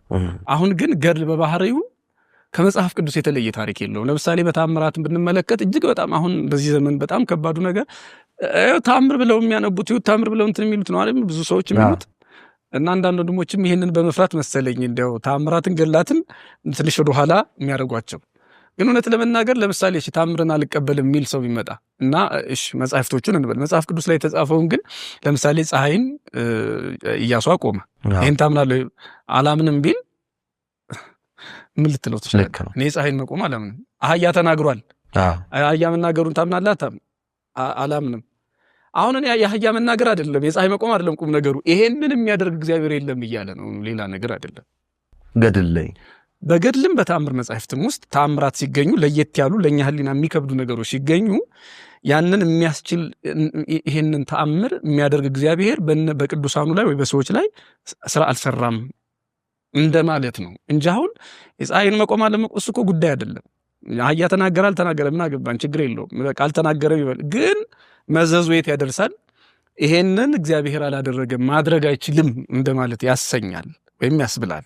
ስለዚህ ነው እኛ የታምራት መጻሕፍት ከመሰረታዊ የቤተ ክርስቲያን ትምህርት ጋር ካልተቃረነ መቀበል አለብን። የሚቃረን ከሆነ ግን ለምን እንቀበለዋለን? ግን አልቀበለውም ይሄ ስህተት አለበት ብሎ እንደተናገረው አሁን ማን ነው በሚዲያም እንደምንሰማው መምሬ የተናገሩት በኦቶሪቲ ጉዳይ ነው። ማን ነው ማለት ያለበት? ማን ነው ማስተካከል ያለበት? እንደ ተቋም የሚመለከተው አካል አለ አይደለም? ቤተ ክህነት ውስጥ እሱ ነው የሚመለከተው። ለዚህ ሁሌ እንደምንለው አንዳንድ ጊዜ ያው እኔ ስለ እረኝነትና እንደዚህ አይነት ቤተ ክህነቱን ሳስበው የኛ ቤተ ክህነት ይቅርታ በእስራኤል ልማድ እረኛ ከፊት ነው የሚሄደው። ዮሐንስ 10 ላይ ያለው ከፊት እየሄደ ነው የሚመራው። የኛ ሀገር እረኝነት ግን እንደ ሀገሩ እረኛ ነው ማለት ነው። የኛ ሀገር ከብት የሚጠብቅ ሰው እንግዲህ ከባህል ካልተለያየ ከኋላ ነው የሚሆነው። ከብቱ ከፊት ሰውየው ከኋላ፣ እረኛ ከፊት ነው መሆን ያለበት። ወደ ኋላ ነው እንዴ? ምን ቀድሞ እየጠረገ መሄድ ያለበት ህዝብ ከፊት እረኛ ከኋላ እንዴት ነው? ቢሆንም ግን እኮ ደስ የሚለው የኛ ሀገር እረኛ ከኋላም እንኳን ሆኖ አቅጣጫ እንዳይስቱ ይመራቸዋል። በድንጋይ ነው የሚሆን ደግሞ እሱ ሲሄዱ በድንጋይ ደግሞ ማስተካከል ከባድ ነው። ከፊት ግን ያዩታል። ልክ ነው። አዎ እንጂ ከኋላ ሆኖ መጠበቅ ይቻላል። ግን ድንጋይና ዱላ ይከተላል። ምናልባት ደግሞ መንጋዎቹ እረኛ የመከተል ልምድ ስለሌላቸው ከሆነ እንግዲህ እሱ ደግሞ ብቻ እንጃ። እሱን አሁን ለመፍረድ አይደለም። ሆኖ ግን ከእረኛው ከፊት ነው መሆን ያለበት። ያ ማለት ነው እንዲህ አይነት አወዛጋቢ ነገሮች ሲመጡ ቶሎ ብሎ መጻሕፍትን መልክ ማስያዝ አጠራጣሪ የሚሆኑ ጉዳዮች ካሉ እነሱን መፈተሽ። እና አሁን ለምሳሌ ስለ ታምረ ማርያም እንደው አንዱን ብናነሳ ታምረ ማርያም ስለ አቡነ ጳውሎስ፣ ስለ ቤርሙዳ ትሪያንግል፣ ስለ ደርግ መንግስት የተጨማመረበት ብዙ ነገር አለ። ይሄን ተቸን ማለት ታምረ ማርያም ስህተት ነው ማለት አይደለም። ይሄ አሁን ተመዝኖ ተአምር ሆኖ ከተገኘ ታምር ሊጻፍ ይችላል። በነገራችን ላይ እስከ ዓለም ፍጻሜ ድረስ ቤተክርስቲያን ተአምር ሆኖ እውነተኛ መጽሐፍ ቅዱሳዊ ቤተክርስቲያናዊ ሆኖ ካገኘችው ልትጽፈው ትችላለች። አሁን ግን ቅድም እንደተባለው ደስ ያለው ሰው ዝም ብሎ የሚጠቅም መስሎት፣ እኔ አንዳንድ ጊዜ በእርግጥ በክፋት የሚሆኑ ጣልቃ ገብነቶች አሉ። አብዛኛውን ጊዜ ምናልባት በጎ ነገር እየመሰላቸው የጻፉ አሉ የጨመሩ። እነዚህን ማስተካከል ቅርጽ ማስያዝና አይሆንም ማለት ዝም ብሎ አንድ ሰው ሚዲያ ላይ ወጥቶ የሚያደርገው ነገር አይደለም። እኛም ስልጣን የለንም እሱን ለማለት። ነገር ግን እንደ ግለሰብ ብንጠየቅ ስህተቶች ይኖራሉ። እነዚህን ስህተቶች ደግሞ አይደለም የገድላትና የድርሳናት መጻሕፍት ላይ ወይም የታምራት መጻሕፍት ላይ መጽሐፍ ቅዱስ ላይ ልታገኝ ትችላለህ። በአንዲት ቃል ምክንያት እኮ መጽሐፍ ቅዱስ በታሪክ አጋጣሚ የዝሙተኞች መጽሐፍ ቅዱስ ተብሎ ያውቃል። እንዴት አትዘሙት የሚለውን የእንግሊዝኛ ቃል አበላሽተውበት አንዲ ኖት የምትል ቃል ተረስታ ዘሙት የሚል ቃል ተጻፈ እና ዓለም ምን ብለው የዝሙተኞች መጽሐፍ ቅዱስ አታመንዝር የሚለው ማለት ነው እሱን ቃልና በአንድ የህትመት ስህተት ምክንያት መጽሐፍ ቅዱስም ተበላሽቶባቸው የኛ አይደለም ሌሎቹ ጋር ማለት ነው እንዲህ አይነት ነገር ተፈጽሟልና ነገር ግን ወደኛ ሲመጣ በተርጓሚ በጸሐፊ በብዙ ነገሮች ስህተት ሊፈጠር ይችላል። እንኳንስ የገድላትና የታምራት መጻሕፍት ላይ መጽሐፍ ቅዱስም ላይ ማለት ነው። ስለዚህ ይሄንን ስልጣን ወስዶ በኃላፊነት ሊያስተካክልና ሊያርም የሚገባው ግን ማን ነው ከተባለ ተቋማዊው አካል ነው። ይሄ ሁልጊዜ እንደምንለው ትልቁ የቤተክርስቲያን አባቶቻችን ስራ ዛሬ ቀድሰው አቆረቡ አይደለም። ይሄ ብዙ ጊዜም ተብሏል አይደለም። እሱ ዜና ሊሆን አይገባም። ለምእመናን ሊሰማ የሚገባው አይደለም። በቃ እሱ ተልእኮ ነው።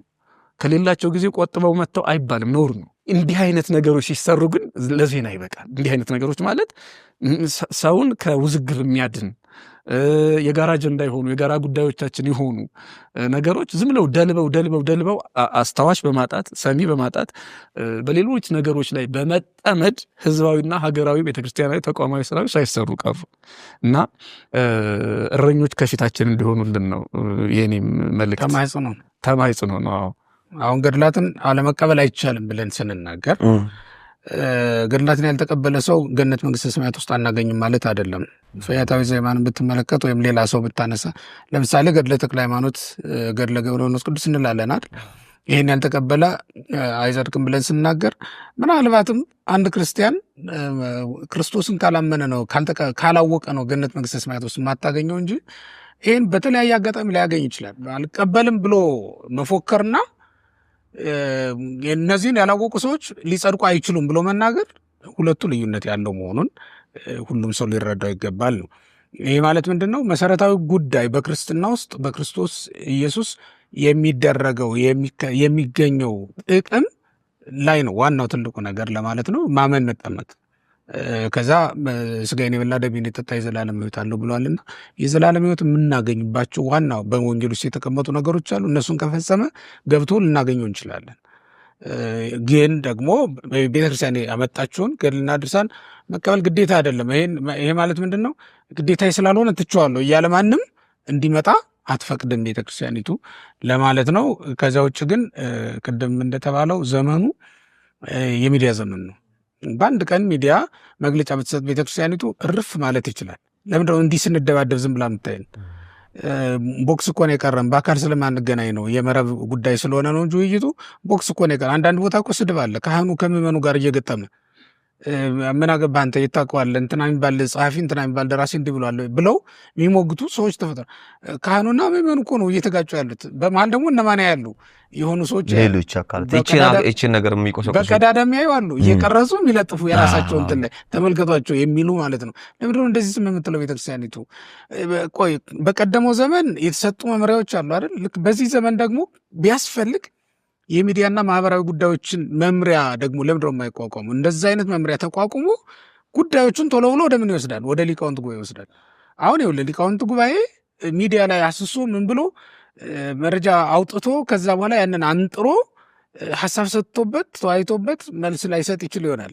ይሄንን ደግሞ የሚያነጥርና ጥያቄ የህዝቡን ጥያቄ አንስቶ ወደዚያ የሚያቀርብ ደግሞ መምሪያ መፍጠር ነው እንደየዘመኑ ካስፈለገ ማለት ነው። አለበለዚያ ደግሞ አሁን ካለው አካል ካለው ጋር አያይዞ አቻችሎ የሆነ ነገር የሆነ አካል እንዲሰራው ማድረግ ይቻል ይሆናል። እንደ አስተያየትም የምንሰጠው እንደ መምህርነታችን ጥያቄውም ስለሚመጣ ጥያቄም ለመመለስ ስለምንቸገር ነው። ለምን ቤተክርስቲያኒቱን ስለምናከብር ነው እንጂ የሆነ ሐሳብ እኮ ዝም ለመስጠት ትችላለህ፣ አይሆንም ይሆናል እያልክ ልትሰጥ ትችላለህ። ግን አከብራታለሁ ቤተክርስቲያን እሷ ያለችውን ነው እንዲሆን የምፈልገው ነው። ስለዚህ እሷ የሆነ ነገር ቀድማኝ እንድትል ፈልጋለሁ። ለዛ ነው እንዳሉት ለመዳን የመጀመሪያው ትምህርታችን ምስጢረ ሥላሴ ምስጢረ ባጭሩ 5 አዕማደ ምስጢራት ብለን የምንጠራቸው ናቸው አይደለም፣ ሌላው አይደለም። ግን ወደ እነዚህ ከመጣ በኋላ ሰው እነዚህ ግንድ ናቸው። አዕማድ ማለት ምሰሶዎች ናቸው አይደል? ግን ሲገባ እኮ ምሰሶ ብቻ የለም፣ ጣራውን የያዘው ምሰሶ ብቻ አይደለም። ሌሎች ማገር የሚባሉ አለው፣ ግድግዳ አለው፣ ጣሪያ አለውና ብዙ ነገሮች አሉ። ይሄ ማለት ነው በዮሐንስ 15:5 ላይ እኔ የወይን ግንድ ነኝ ያለውን ክርስቶስን ያገኙታል ሲመጡ። ከዚያ ግንዱ ብቻ አይደለም ቅርንጫፎች እናንተ ናቸው ያላቸውን ደግሞ ቅርንጫፎችን ያገኛል። ሰው ወደ ሃይማኖት ከመጣ በኋላ ቅርንጫፉን ሲያገኝ ደግሞ ይሄ ምንድነው ማለት አይችልም። እንደዛ ብሎስ የሚመጣ ሰው ምን አለ? ግን እንደ እምነት አንድ ኢአማኒ ወደ ቤተክርስቲያኒቱ ሲመጣ ገድለ ተክለ ሃይማኖትን አንብበሃል አይደለም? ይሄ ነው የምትጸልየው ጸሎት ራሱ አላት። ከድርሳን ከምን አይደለም፣ ስለታ ራሱን ችሎ የሚጸለይ ጸሎት አላት። ለምሳሌ ፍትሐት ዘወልድ የሚባል የጸሎት አይነት፣ ሌሎችም ጸሎቶች ይኖራሉ። ለማንኛውም ይህንን እየጸለየች ቤተክርስቲያኒቱ ታጠምቃለች። በበሽታ የተያዙትን እንዲህ አይነት ጸሎት እየጸለየች እንደገና ለልጅነት የሚያበቃው ሌላ ጸሎት እየጸለየች ቤተክርስቲያኒቱ ህሙማን ስጋ ህሙማን ነፍስን ታድናለች እንጂ አሁን ሰው ጠበል ሲጠመቅ ስለ ጠበል ታውቃለህ ብላ ታውቃለች? አታውቅም። ሲመጣ በቃ ነገር ግን ስለ ስጋው ደግሞ እንጠይቅበት አለ። ደግሞ በሌላ አነጋገር ኢአማኒ ወደ ቤተክርስቲያን አማኒ ሆኖ ለመምጣት ሌሎች በርካታ ነገሮችን እንዲያውቅ አይደለም የሚደረገው፣ በሂደት ነው። ዝም ብለህ ዘለህ በሁለት እግር ቁመን ነው ማለት በግንዱ በኩል አድርጎ ወደ ቅርንጫፉ እንደማጣው ቀስ ብሎ ማስተማር ሂደት ላይ ነው የምናስተምረው። አንደበቱን መናገር ስለማይችል ነው ጣቱን አሲዛ ማሳደግ ተገቢ ነው። ጸሎትን የምታስበው ቀስ ብሎ ማሳደግ ተገቢ ነው። ግን ደግሞ እንዳይቀነጭር እድገቱ ላይ ክትትል ማድረግ ተገቢ ነው። ይሄ መበርታት ያለበት ሌሎችን ጠንካራ ነገሮችን መቀበል ግዴታ ይሆናል ማለት ነው። ዝም ብሎ ገንፎ ሲውጥ ወተት ሲጠባ ብቻ አይኖርም። አጥንት ይግጣል፣ ከፍ ያለውን ትምህርት ያውቃል ማለት ነውና ስለ ገድላት ስለ ታምራት እንደዚህ ነው ያለው። መጀመሪያ መሰረታዊ ቤተክርስቲያን ትምህርት ነው የሚያየው። ሌላው አዲስ ትውልድ ፈጥረናል የሚሉ እብዶች መጥተዋል። ገድላትን ድርሳናትን የሚቃወሙ ትውልድ እኛ አመጣ ነው። ከዚህ በፊት አንድ እዚህ ቤተክርስቲያን ቄስ የነበረ ሰው ወጥቶ አርሴማ የምትባል እኮ በእኛ ዘመን አልነበረችም አለ እና ለካ ይሄ ይቅርታ ለቃሉ እብድ የሰማ ምንድነው ደንቆሮ የሰማለት ያብዳል የሚባለው ሰምቶ ስለማ ምንድነው እንደዚህ ነው እንዴ እናንተ የምትሰሙት ብሎ ደንግጦ ሊያብድ ይችላል። ምን ማለት ነው? ምንድነው ያው ዶሮ ባይልም በምሳሌ ሌላ ምሳሌ ሲገለጥ እኔ ሳልጮህ አይነጋም የሚል አይነት አውራ ዶሮ አለ አይደል ይባላል። እንደዛ እና እሱ ካላወቀው እሱ ቁና ያልሰጠው ነገር ነው ወይም እሱ ያልተማረው ነገር አዲስ የሚመስለው አካል አለ። ለማንኛውም ቤተክርስቲያኒቱ በሚዲያ ወጣ እንደዚህ አይነት ክርክሮችን አሁን አነሳች እንጂ በገድላት በድርሳናት በታምራት መጻሕፍት ላይ ስህተት አይኖርም የሚል ቤተክርስቲያኒቱ አስተምራ አታውቅም ከጥንት ጀምሮ። እንዴ አሁን እኛ ፈጠር ነው ብለው ሲናገሩ እናንተ ያመጣችሁት ሚዲያ ላይ ነው። ምሳሌ ስለ ቡና ክርክር ስለ እመቤታችን ትንሣኤ እነሱ ነግረውን ነው እንደኛ የተከራከርነው አይደል? እመቤታችን ትንሣኤ ላይ ሌሎችንም ጉዳዮች ላይ ቡና ይጠጣል አይጠጣም እነሱ ብለው ነው። ሌሎችም በርካታ በገድላት በድርሳናት ላይ ያሉ ጉዳዮችን እኮ መምህራን በየጉባኤ ቤቱ ጸሐፊዎች በግላቸው በብራቸው ሲነጋገሩበት ቆይተዋል።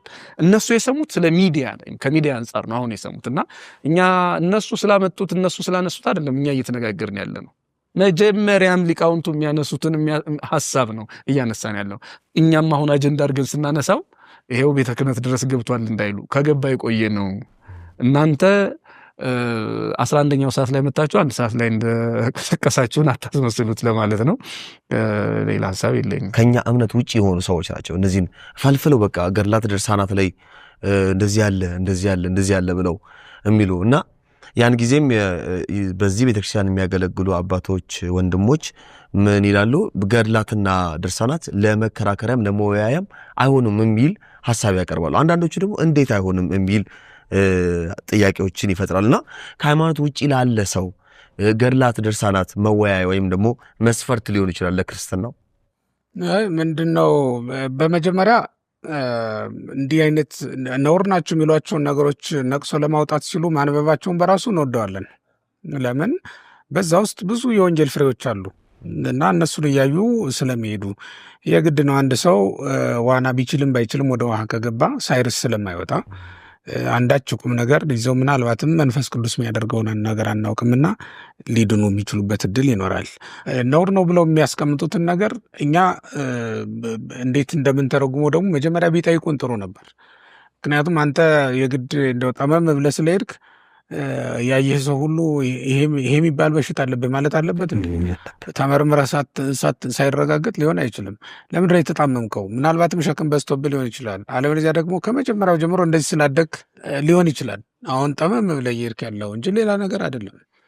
እና የተጣመመ ሁሉ የታመመ ነው ብሎ መወሰን ልክ አይደለም። የተፈጥሮ ሕግም እንደዛ አይፈቅድም። ያ ማለት እንደው ጉንጮ ያበጠ ሰው ሁሉ እንትን የወፈረ አይደለም ወይም ደግሞ ያኮረፈ አይደለም። ልክ እንደዛ ማየት መልካም ነው። እኔ ተፈጥሯዊ እንትንንም የጠበቀ አይደለም ብዬ ቅሌት ነው በራሱና ለእነሱም ነው ቅሌቱነቱና ከዚህ አንጻር እኔ በደንብ ቢያዩ ጥሩ ነው ብላለሁ። ከዚያ ውጭ ግን ፈሪሳውያንን ነው የሚያስመስላቸው። አዲስ ነገር አይደለም።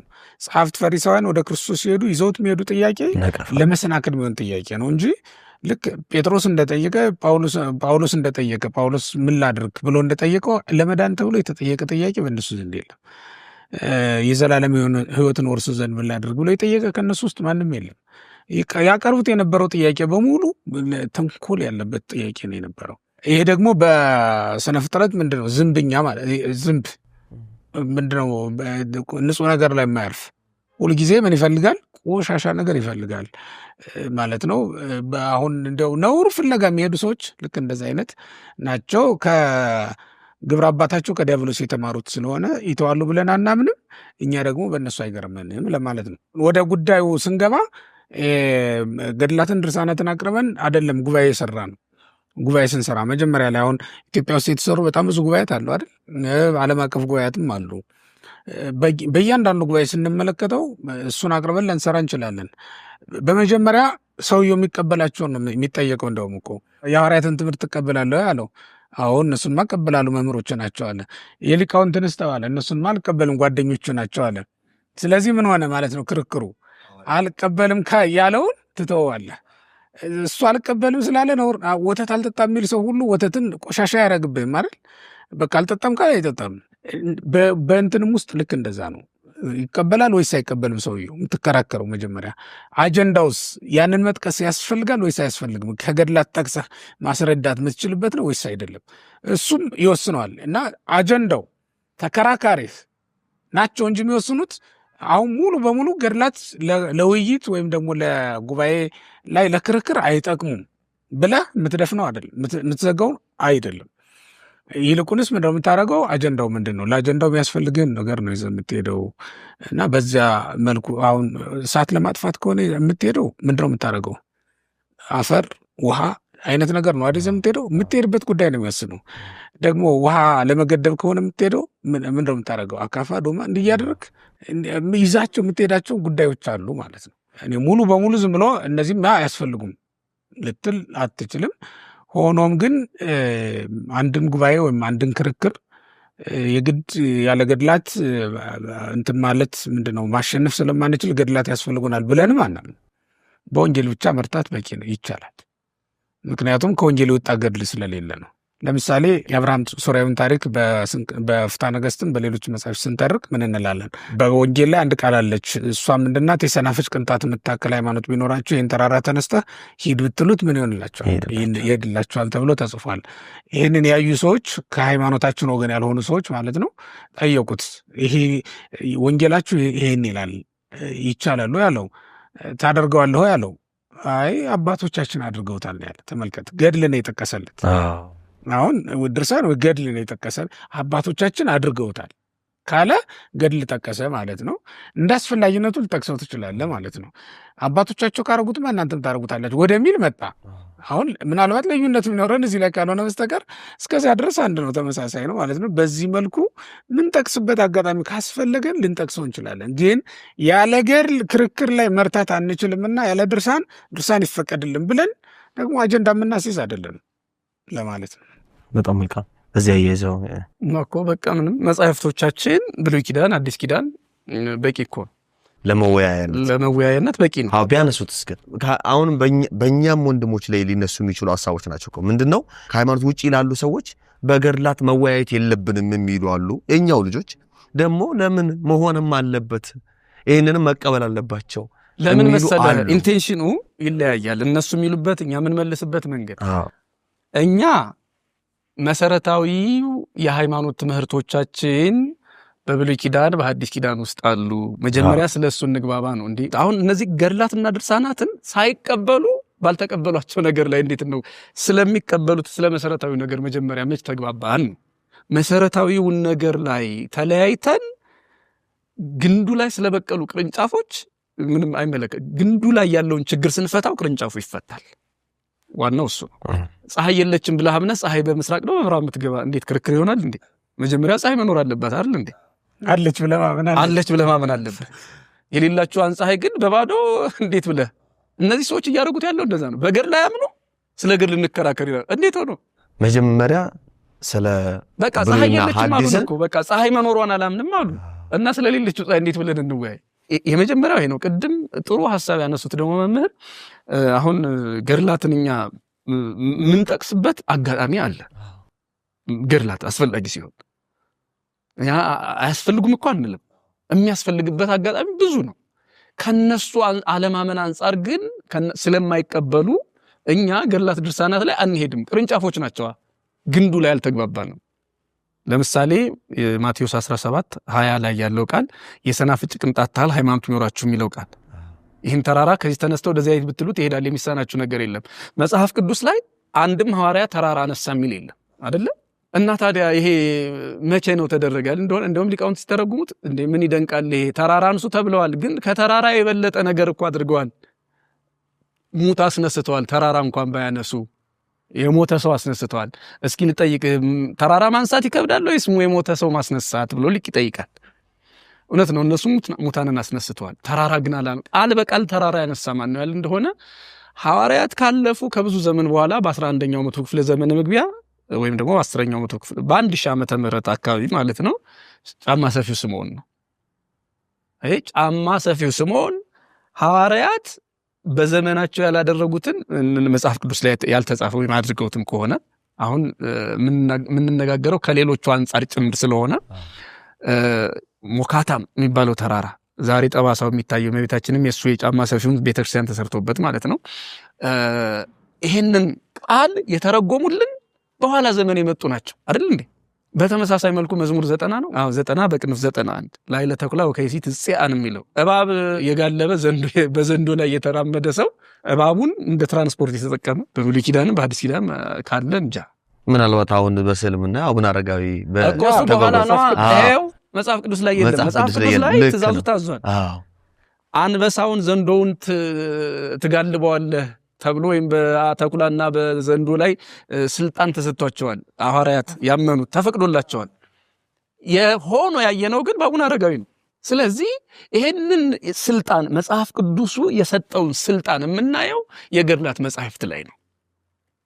ተራራ ማንሳቱን ቢሆን እባብ ዘንዶውን መጋለቡ ሊሆን ይችላል። አንበሳውን መጋለብ በአቡነ ገብረ መንፈስ ቅዱስ በነ አቡነ አረጋዊ በጻድቃን በሰማዕታት ገድል ላይ ነው።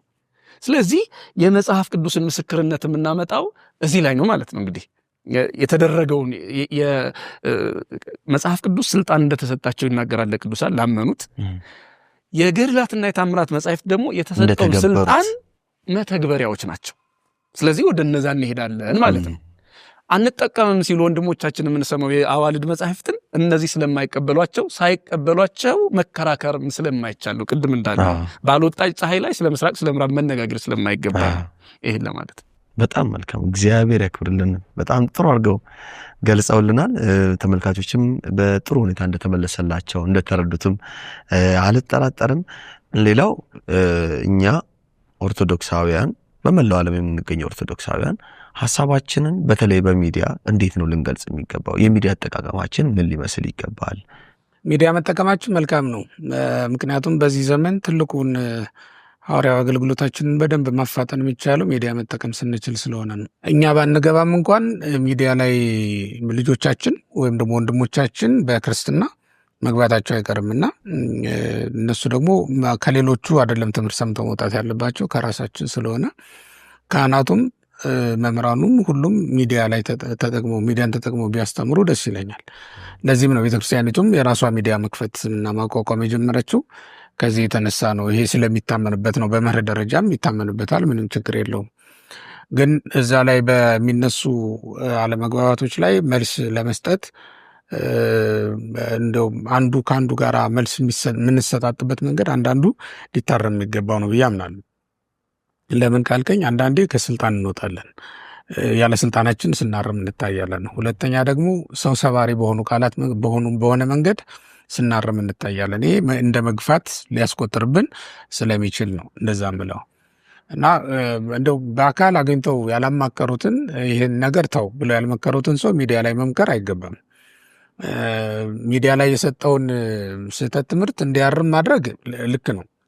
ግን ሚዲያ ላይ ለሰጠው ትምህርት ምላሽን የምሰጥ ከሆነ እርስ በርሳችን እየተመላለስ ነው የምንቀጥለው ማለት ነው። ስለዚህ አስተካከል ብዬ ራሴ እንትን ብለውና ከምን አንጻር እንደሆነ ባስረዳው ራሱ እንዲያስተካክል ማድረግ እኔ ብልሃት ነው ብዬ አስባለሁ። እና ከዚህ አንጻር ቤተክርስቲያኒቱ የምታስተምረውን ትምህርት ተጠንቅቀን ሚዲያ ላይ ብናስተላልፍ የተሳሳተም ሰው ካለ ደግሞ የምንተራረምባቸው መንገድ ሊያንጹ የበለጠ ትምህርታችንን ሊያጎሉ እና ፍቅራችንን ሊያሳዩ የሚችሉ ቢሆኑ መልካም ነው የሚል ሀሳብ ለመስጠት ነው የገባሁት። ቤተክርስቲያን ከሚዲያ አንጻር ምን ልታደርግልን ይገባል? እኔ በመጀመሪያ የራሷ የቤተክርስቲያኖች ሚዲያዎቹ ቢጠናከሩ ሕይወትሽን ጨምሮ ማለት ነው ጠንከር ያለ ሀሳብ ይዞ የመምጣት ልምድ ቢኖር አሁን እንዲህ አይነት ጉዳዮች ሲነሱ እዛ ላይ ሳይሆን ቀንዲልም አንድ የቤተክርስቲያን አካል ነው። በነገራችን ላይ እንዲህ አይነቶቹ አገልግሎቱን ያሰፉታል እንጂ ቤተክርስቲያን አያወርዷትም ወደታች። ይሄ ወደታች መውረድ አይደለም፣ ወደ ጎን መስፋት ነው። እንደዛ ስለሆነ ቀንዲል አንድ የቤተክርስቲያን ሀብት ነው። ከዚህ አንጻር እኔ መጀመሪያ ሚዲያን የማጠናከር ልምድ ቢኖር፣ ሁለተኛ ራሳችንም በተለይ የቤተክርስቲያን ሚዲያ የሚጠቀሙ አካላት የሚዲያ አጠቃቀም ልምዱም ኖሮ እንደው ዝም ብሎ በአጋጣሚ ሳይሆን ትምህርቱ ስልጠናው ተወስዶ ልምዱ ባላቸው ሰዎች ቢቀርብ የበለጠ በሁሉም ዘንድ ተደራሽ እንዲሆን ማድረግ ይቻላል ብዬ አስባለሁ። የኢትዮጵያ ቤተክርስቲያንን የሚያክል ትልቅና ግዙፍ ተቋም በመላው ዓለም ያለችው ቤተክርስቲያን ማለት ነው። የትም ቦታ ድምጿ መሰማት የሚችል ቤተክርስቲያን በልዩ ልዩ ቋንቋዎች ልዩ ልዩ መልሶች እየተዘጋጁ በየቀኑ ደግሞ ብናቀርብ በጣም በየቀኑ ማቅረብ ይችሉ ሊቃውንት አሏት። ምክንያቱም ብዙ ነው ያለን። የሚዲያ ሰራተኛው ራሱን የቻለ ይሁን፣ መልስ ሰጪው አካል ደግሞ ራሱን የቻለ ይሁን። እኔ አንተ የምትሰራው መስራት አልችልም፣ ወይም ካሜራማኑ መስራት የምችለው እኔ መስራት የምችለውን ነው። ስለዚህ አንተ ታስፈልገኛለህ፣ ካሜራማኑ ያስፈልገኛል። ይህንን ደግሞ ወስዶ ኤዲት የሚያደርገው ደግሞ አካል ያስፈልገናል። እንኳን ሰዎቹ ማቴሪያሉ ያስፈልገናል። እንደዛ አድርገን አቀናጅተን መቅረብ ብንችል ገበያ ላይ ሙሉ ስዕል እንዲኖራት ቤተክርስቲያኒቱ ማድረግ እንችላለን የሚል ነው። እኔ ሚዲያ ላይ ተምሮ ሚዲያ ላይ የሚጠፋ ሰዋል። እሱን ደግሞ መረሳት የሌለበት ጉዳይ ነው። ቤተክርስቲያን አውደ ምሕረት መጥቶ ስለማያውቅ ሚዲያ ነው የሚጠቀመው። ይሄን ምለው ቤተክርስቲያን የሌለበት አካባቢም ስለሚኖሩ ነው። አንዳንዶቹ ወይም የአንዳንዶቹ ስራ ወደ ውጭ የማያስወጣ ይሆናል። ቤት ውስጥም ሊሆን ይችላል። ኢትዮጵያ ውስጥም እኮ ከቤት የማይወጡ ሰዎች አሉ። ወደ ቤተክርስቲያን እንዲመጡ የማይፈቀድላቸው ክርስቲያን ቤት ነው የሚሰሩ፣ ግን የማይመጡ ሊኖሩ ይችላሉ። ለእነዚያም ሲባል ሚዲያው ንጹህ መሆናል። ሚዲያን መቀደስ ዘመቻ መሰራት አለበት የሚል እምነት አለኝ። በጣም መልካም። ሊቃውንት ሰው ቤተክርስቲያን ምን ታድርግ ለማህበራዊ ሚዲያ ተጠቃሚዎች ማለት በማህበራዊ ሚዲያ ለሚጠቀሙትም ማለት እሱን ተጠቅመው ለሚያስተምሩትም በዚያ በኩል ትምህርት ለሚያገኙትም ሰዎች ብዬ የማስበው እኔ በተለይ ለአስተማሪዎቹ እነሱን የሚመለከት ክፍል ኖሮ በየትኛውም ክፍል ሊያደርጉት ይችላሉ። የክፍል ችግር የለውም። ለነሱ ኦርቶዶክሳዊ ወዝን ማሳየት ይሄንን ያለ ምክንያት አይደለም ምለው ይሄ ኢኦቲሲ ሲቋቋም ብዙ ሲደክሙ ሰዎችን አይቼ ነበርና በሴኩላር ሚዲያ ላይ የሚሰሩ ሰዎችን አምጥተው ነገሩን ለመስራት ሞክረው ነበር። ግን ምን ተቸገሩ እነዚያ ሰዎች? በጣም የሚገርመኝ ሃይማኖቱ አላቸው፣ ምግባሩ አላቸው፣ ፍቅሩ አላቸው። የቤተ ክርስቲያኑን ወዝ ግን ማምጣት ለምሳሌ የብፁዓን አባቶችን ስም መጥራት መቸገር፣ አነጋገር ላይ እዛ ዓለም ላይ ያለው ሰፈር ላይ የምናወራው ወሬና አውደ ምሕረት ላይ ስንቆም ሙሉ በሙሉ እንቀየራለን አይደለ? የምንናገረው ነገር በሙሉ አውደ ምሕረት የሚሸት ነው። ትክክል። ያ ከሴኩላር ሚዲያ ለሚመጡ ሰዎች ትንሽ ከበድ አለ። በዚህ ምክንያት ሊረዱ የመጡ የነበሩ ሰዎች በጣም ከበዳቸው። አይ ወዙ ደግሞ ሌላ ነው ይሄ መንፈሳዊ ሚዲያ ሲባል። ስለዚህ በማህበራዊ ሚዲያ ላይ በሜንስትሪም ሚዲያ ላይ እንግዲህ ከተቸገሩ በእነዚህ ደግሞ በቲክቶክ በዩቲዩብ በምን የሚያገለግሉ ወንድሞቻችን የቤተ ክርስቲያኒቱን ልሳን መዓዛ አንደበታቸው ያን የቤተ ክርስቲያን እንዲይዝ ለማድረግ ብዙ በዚህ ጉዳይ ላይ ስልጠና ሊሰጡ የሚችሉ ሊቃውንት ስላሉ፣ አባቶች ስላሉ፣ ወንድሞች ስላሉ ይሄን መንገድ ማመቻቸት ጥሩ ነው ብዬ አስባለሁ። በነገራችን ላይ ይሄም ሆኖ ነበር፣ ተጀምሮ ነበር። ዛሬ አንድ መምህር አጋጣሚ ከጠዋት ከቅዳሴ ስመጣ አግኝቼ ወደ 120 አካባቢ የሚደርሱ ቲክቶከሮች ተሰብስበው ዩቲዩበሮችን መጥተው እንደነበር ሰማሁ። መሀል ላይ ለምን እንደተበተነ እሱም አያውቅም፣ እኔም አልሰማሁም። የኛ ችግር እንጀምራለን አንጨርስም እና በጎ ነገሮች ላይ በተለይ እኔ እንደ ተቋም ምን መርገም እንዳለበት አላውቅም። የሆነ ምስቅልቅል ቋሚ ሆኖ ይቀጥላል። በጎ ነገር ግን ወር ከቆየ ሁለተኛ ወሩን አይደግምም እና መንፈሳዊ ወዝ እንዲኖራቸው፣ የጋራ ልሳን እንዲኖራቸው፣ አንዱ ከአንዱ እንዳይለይ።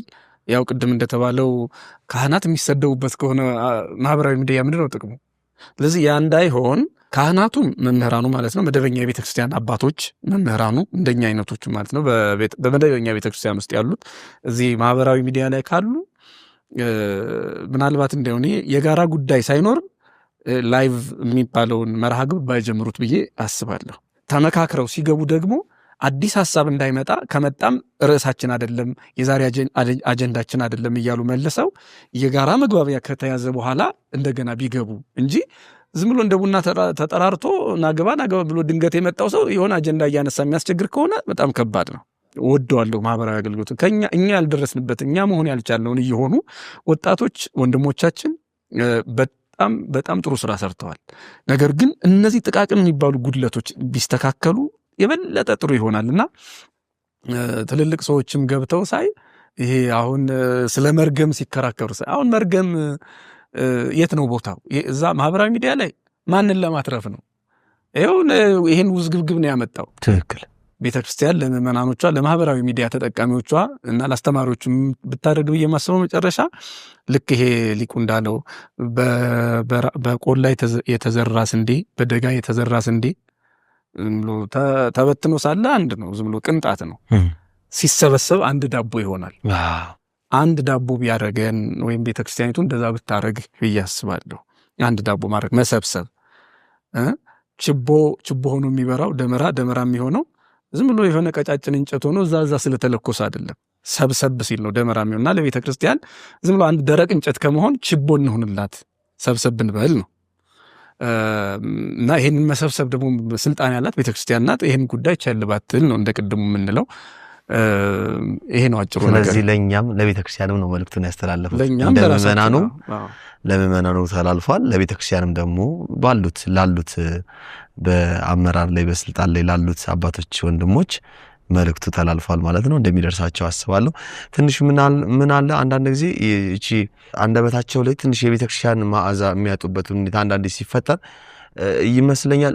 ብዙ ሪፈር የሚደረገው እዚህ ማህበራዊ ሚዲያው ላይ በተለይ ቲክቶክ ላይ የሚነሱ ወጣቶች ሪፈር የሚያደርጉት የኛን የቤተክርስቲያን ንባቦችን አይደለም፣ ብዙውን የውጪ መጽሐፍትን ነው፣ ወይም ደግሞ የግብጽ መጽሐፍትን የሌሎች እህት ቤተክርስቲያናት የሚባሉት ናቸው። በእሱ አንጻርስ እንደው ምክር ብትመክሩ። እኛ ቤተክርስቲያን የምታውቀው የምትለውን የምታምነውን መጀመሪያ ማወቅ። ከዛ የሌሎችን መቀበል ምንም አይቸግራል። አንደበቱ ያን ቤተክርስቲያንን የመምሰል እድል ይኖረዋል። መጀመሪያ አንተ የምታውቀው እኮ ወላጆችህን ነው አይደል? ከዛ በኋላ ነው አክስት አጎቶች። የስጋ ዝምድና ቢኖርህም የምታገኛቸው ቀጥሎ ነው። አሃት አይደል ያልናቸው ሲጀምር። ትክክል። አሃት ያልናቸውም እኮ ከእናት ከአባት ቀጥሎ ያሉ ስለሆኑ በእህትነታቸው እንቀበላቸዋለን። ግን መጀመሪያ የምናውቀው ማንን ነው ማለት ነው? መጀመሪያ የሰማው ስም የእናትህ ነው። ወይም አንተ የምትጠራው መጀመሪያ አንደበትን የፈታው በእናትህ አጠራር፣ በእሷ ስም ነው የምትፈታው። ከዛ በኋላ ግን ሌሎችንም መጥራት ትጀምራለህ። እና የእኛም ቤተክርስቲያን ምዕመናን ከውስጥ ወደ ውጭ ቢሆን ጥሩ ነው። አያለው አንዳንድ መምህራንም በዘመናዊ በደንብ ጥሩ እውቀት ያላቸው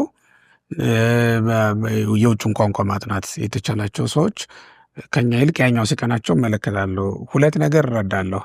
አንደኛ ይሄኛው በቋንቋ ግዕዝ ቋንቋ በመሆኑ ለትውልዱ የራቀ ይመስለኛል እና ከግዕዙ ይልቅ እንግሊዘኛው ስለሚቀናቸው ነው እና ቶሎ መረጃ ማግኘት የሚችሉት እዛኛው ላይ ነው።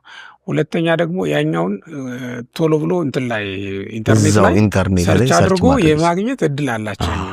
የኛዎቹ ደግሞ አሁን እንደ አጋ እስጢፋኖስ ያሉ መጻሕፍትን ሰርች አድርገህ ለማግኘት እድሉ የለህም። ሂደህ ነው አየው ምን ያህል እንደሚያደክም አድካሚ ነውና ከዚህ የተነሳ ሊሆን ይችላል። ምናልባት ይሄን ቅርብ ስላገኙት ሊሆን ይችላል።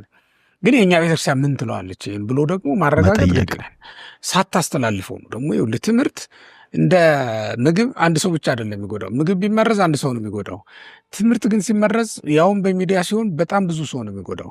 ከዚህ አንጻር ተጠንቅቀ ኃላፊነት ተሰምተው የማትናገረው ከሆነ ከአንደበት በሚወጣው መርዝ በአንድ ቀን ብዙ ሰው ልትበክል ትችላለህ። ይሄ ከኮሮና በላይ ልትጠነቀቅለት የሚገባ ማለት ነው። እኔ በእንደዚህ በሚሆን ሰዓት ዳዊት የጸለየው ጸሎት አለ በመዝሙር 140 ነው 141 ላይ ሲም እግዚኦ አቃቤ ለአፌ ጠባቂ አኑር ለከንፈሮችም መዝጊያ ይላል እና እንደዛ ብሎ ጸለየው መግባት ጥሩ ነው። እንዳትሰናከል ነው የተሰናክለ እንዳታሰናክል ነው፣ ሌላ ነገር አይደለም። በቃላት ልዩነት መሰናክሎች ስለሚፈጠሩ በዚህ ላይ ጥንቃቄ ማድረግ የሚያስተምሩ ሰዎች በተለይ ገለጻ የሚያደርጉ ሰዎች ጥንቃቄ ማድረግ ጥሩ ነው። ከዛ ውጭ የኛ ቤተክርስቲያን በጣም ስንዱ ናት። እስካሁን ድረስ ሃይማኖትን እንዲጠብቅ ያቆየችው በራሷ ሊቃውንት በራሷ ያስተምሮ ዘዴ ነው እንጂ የግብፅ መምህራን መጥተው አስተምረውላት አይደለም። ይህም በጣም መታወቅ አለበት። የእኛ ቤተክርስቲያን ሊቃውንት ምን ያክል ጀግኖችና አስተዋዮችን ጥንቁቆችም ናቸው። ስርዓት ሲሰሩ እንዴት ጠንቅቀው እንደሰፉት እንዴት እንደሰሩት ስትመለከት የትም አታገኘውም የእነሱን ፍልስፍና ማለት ነው። እና የራሳችን ፍልስፍና ስላለን የራሳችን ሊቃውንትም የሄዱበት ሃይማኖትን እስካሁን ያቆዩበት መንገድ ስላለ እሱም በደንብ መረሳት ነው። የግብፅ ቤተክርስቲያን በእስላም ስትጥለቀለቅ የእኛ ቤተክርስቲያን በነፃነት የኖረችው ለምንድን ነው? ተጠብቃ የኖረችው ሊቃውንቱ ጠንካሮች ስለነበሩ አይደል? እንኳን ህዝቡን ነገስታቱን አነሳስተው እኮ ነው አንቀሳቅሰው አሳምነው እኮ ነው ሃይማኖቱን ጠብቀውት የኖሩ። ወታደሩን ብቻ እንኳን አለ ንጉሱን ራሱን ሳይቀር እንደዛ አድርገው። ካቶሊካውያን በመጡ ጊዜ ምንድን ነው የተደረገው? ሊቃውንቱ እንዴት ነው የጠበቁት ሃይማኖቱን? ከዚያ ምዕመናኑ ራሳቸው እንዴት እንኳን ሊቃውንቱ ምዕመናኑ ራሳቸው የጠበቁበት መንገድ በጣም የሚገርምና ሊጠና የሚገባው ጉዳይ ነው። እና ይሄ ሁሉ ባለባት ቤተክርስቲያን ዛሬ እንደተጀመረች ጎጆ የለም ይሄ ጎጆ ውጭ ነው የሌላው ይሻላል የቆየው ይሻላል ብሎ እንደመሄድ ነው የሚቆጠረው። እና በእኔ እዚህ ያለውን ካወቅን በኋላ ነው በእኛ ቅኝት በእኛ መንፈስ ነው ያንንም ልንረዳው የሚገባ። ምክንያቱም የተጻፉት መጻሕፍት እንኳን የተብራሩት ከሌላ የመጡት ማለት ነው። ሲመጡ የተብራሩት የተተረጎሙበት መንገድ ስትመለከተው ለእኛ ቤተክርስቲያን ወይም ለእኛ ሀገር ለእኛ ህዝብ በሚስማማ ሁኔታ ባህሉን ወጉን በጠበቀ መልክ ነው እየተረጎሟቸው ያሳዩን ያስተማሩን ማለት ነው። እና የእኛ ቤተክርስቲያን በጣም ብዙ አባባሎች፣ በጣም ብዙ ትርጓሜዎች፣ በጣም ብዙ ትምህርቶች ያሏት ቤተክርስቲያን እንደመሆኗ መጠን የኢትዮጵያ ቤተክርስቲያን የማመን ግዴታ አለብን እና እዚህ ያለ ያልተስተካከለ ወይም ያልዘመነ ነገር ካለ ቅርብ እንዲሆን የማድረግ ደግሞ የዚህ ዘመን ትውልድ ስራ ነው። የቀደሙቱ ከብራና ወደ ብራና ገልብጠው ቆዩ። በዘመናቸው የነበረው ቴክኖሎጂ እሱ ስለነበር አሁን ያለው ደግሞ በዘመኑ ያለውን ሰርቶ ልክ እንደነዛኞቹ አብያተ ክርስቲያናት ቅርብ እንድትሆን የማያደርጋት ለምንድን ነው? ይቺ ቤተክርስቲያንም አሉ እኮ የብራና መጻሕፍት ብዙዎቹ ወደ ማይክሮፊልም ገብተዋል ወይም ደግሞ እጃችን ላይ እንድናገኛቸው አንዳንድ ድረገጾች ላይ ተለቀው እናገኛለን እኮ። በተለይ አሜሪካ ያሉ ዩኒቨርሲቲዎች የእኛን የብራና መጻሕፍት ለቀዋቸው እናገኛለን። ልክ እንደዛ ተጭነው እንድናነባቸው ማድረግ በጣም ይቻላል።